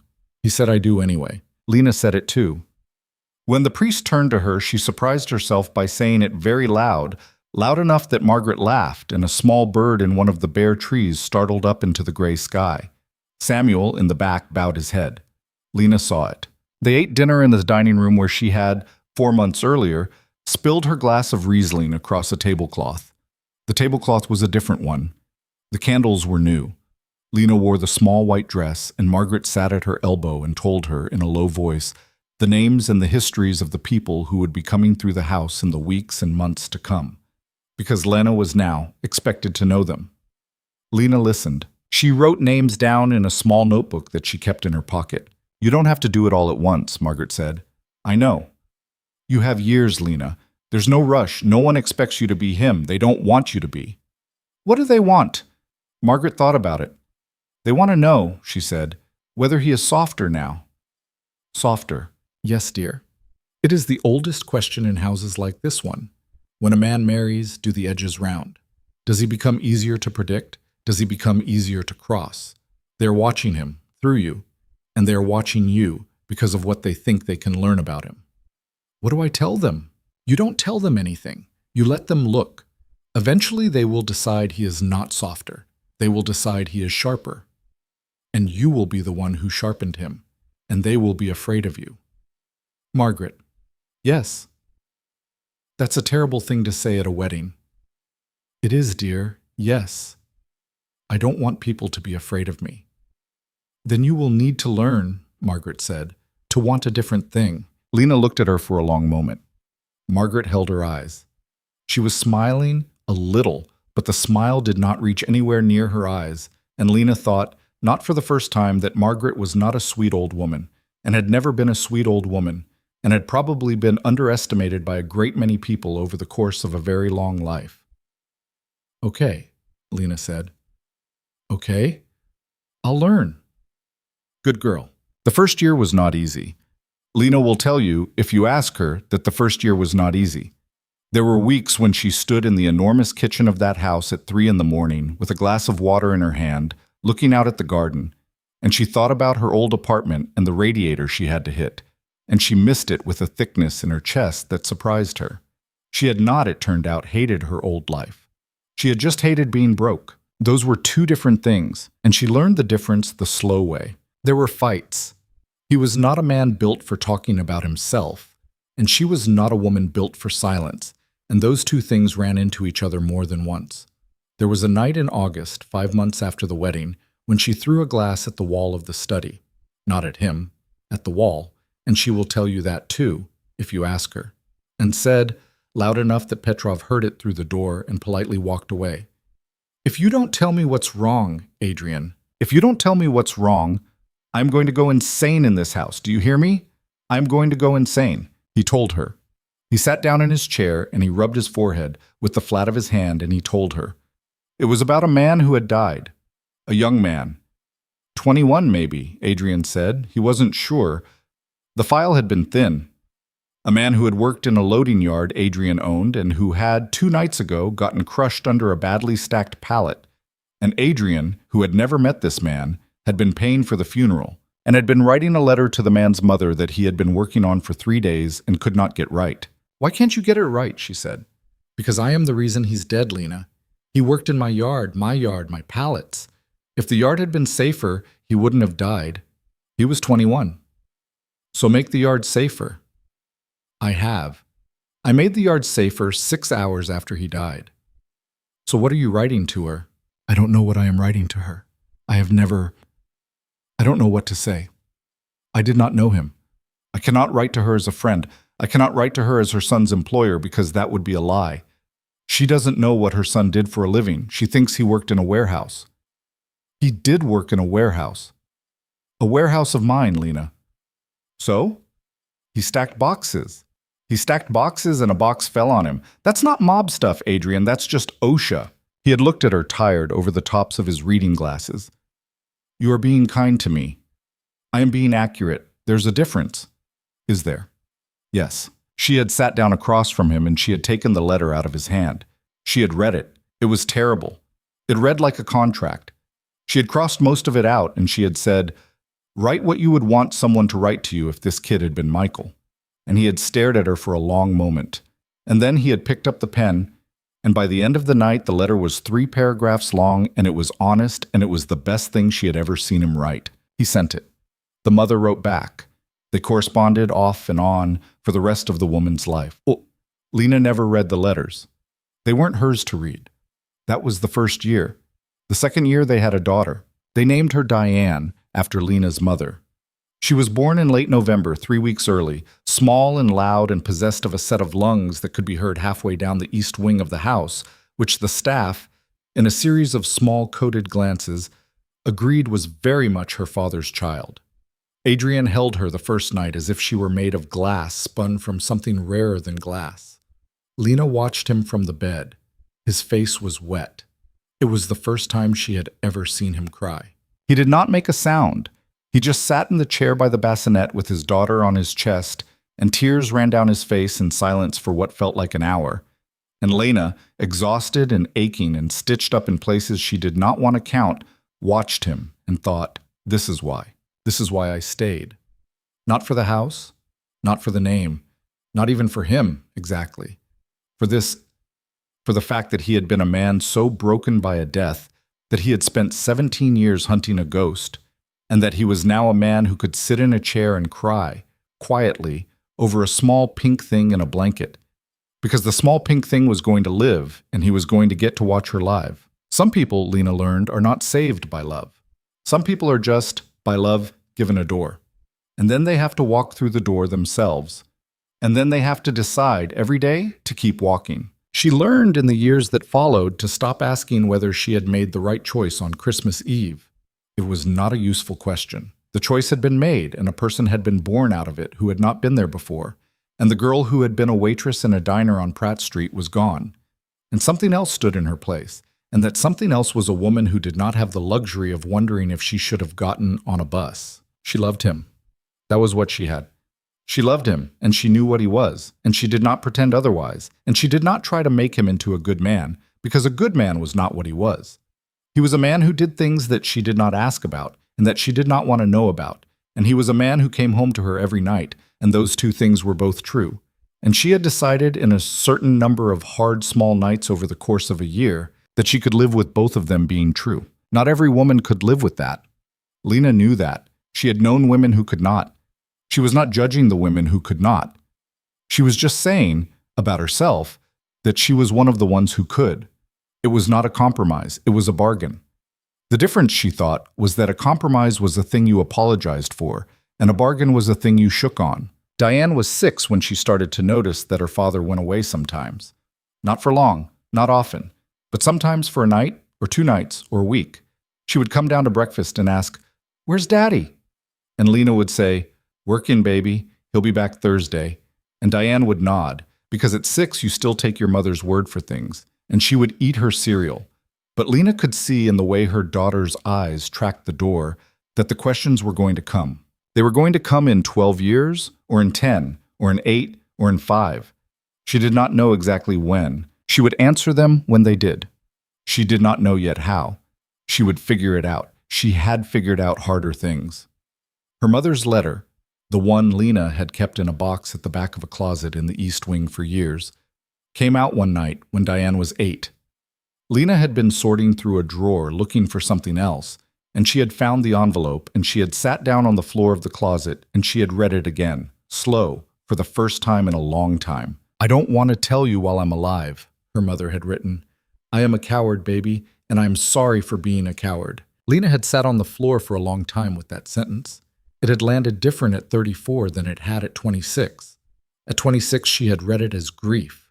At 34, she read it as a woman talking to her daughter about the places where love is made of fear and fear is made of love, and the two things cannot be separated out from each other no matter how many years you try. Her mother had been a coward. Lena was not a coward, but she was, she understood now, somebody who would lie to her daughter about a father's work for as long as she could, and who would eventually have to stop lying, and who would dread that day, and who would get through it anyway. That was the thing she had learned. You did not need to be brave. You just needed to keep getting through the days. That was all love ever asked of anybody. Adrian lived to see his daughter graduate high school. He lived to see her leave for college. He lived, barely, to see her come home for Christmas in her first year. He had gotten older by then in a way that Lena had not expected. Not in the body, his body was still the body of a careful man, but in the face, where something had gone slow and kind in a way that you could only see if you had known him young. He had gone silver at the temples. He had gotten into the habit of reading the paper in the morning with his glasses on the end of his nose and his coffee going cold beside him. He took walks in the garden. He had never, in her memory, been a man who took walks. Petrov died first. Petrov died in the winter of what would have been his 70th year, in his sleep, in his bed, with a book open on his chest. Lena cried at his funeral more than she had expected to. She had not realized, until she stood at the grave, how much she had come to love that thin, hard, careful man. He had been, in a way she did not want to examine too closely, the closest thing to a father she had had since she was 9 years old. Adrian lived 11 years after Petrov. He died on a Tuesday in October. Not violently. In bed. The wound from the parking lot had given him low-grade trouble for the rest of his life. And in the end, something in the scar tissue had done something that a younger body might have fought off, and his didn't.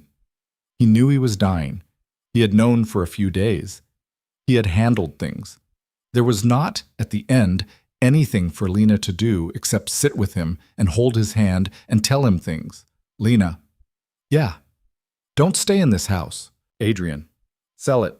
Or give it to Diane. But don't stay. The house is too big for one person. It will eat you. Okay? And don't wear black for a year. Adrian? A week, maybe. Not a year. I don't want you in black for a year. It's bad for your face. You're dying, and you're making jokes about my face. I am. Yes. Okay. Lena. Yeah. Thank you. For what? For the $600. She laughed. It came out wet. She pressed her forehead against the back of his hand and she laughed. And then she cried, and then she laughed again, and he was watching her with those gray eyes, tired now, old now, the same eyes they had been across a dinner table on Christmas Eve, in a lifetime she could barely remember. Worth every penny, she said. Worth more than that. Yeah. Lena. Yeah. I love you. I know. Okay. I love you too, Adrian. I know. He died about an hour after that. Quietly. His hand in hers. Diane was on a plane. She had not made it in time, and that was all right. He had told Lena that was all right. He had been saying goodbye to Diane her whole life, he had said, and he had not been joking. They buried him in the garden. In April, next to Michael, whose grave had been there the whole time. Lena had not known about the grave in the garden for the first 6 months of her marriage. When she had finally found it, walking one spring afternoon, she had stood there for a long time looking at it, and she had understood, in a new way, what the garden was. The garden was not a garden. The garden was where he had kept his dead. Now he was in it. Lena did not sell the house. Adrian had asked her to, and she did not. She moved out of the big bedroom. She moved into the smaller one, in the east wing, where she had slept the first night. She let the staff go, most of them, with generous packages. She kept Inez, who did not want to leave, and she kept a man who did the grounds, and she lived in the house alone most of the time. Diane came on weekends. Diane's children came on holidays. Lena learned to cook, because there was no one left in the kitchen but her, and she turned out to be a pretty good cook, and she wrote down her mother's recipes from memory in a spiral notebook with a green cover. On Christmas Eves, she sat in the dining room by herself. She lit the candles. She poured a glass of Riesling. She did not eat anything. She just sat there for a while, in the quiet, and she remembered a night. Snow outside the window, a fire across the room, a man across the table with gray eyes who had not smiled at her 4 times in an hour. And she said out loud to no one, to herself, to him, "I'm still here." And the candles burned down. And the snow came, or it didn't. And outside, beyond the stone walls, Baltimore went on being Baltimore. A city full of diners and waitresses and buses and tired women in thin coats, some of whom, on some Christmas Eves, were offered bargains, and some of whom said yes, and some of whom said no, and all of whom, she knew now, were doing the best they could with the days they had. That was all any of it had ever been. She turned off the lights. She climbed the stairs. She got into bed. She slept. In the morning, the sun came up over the garden and fell across the stones.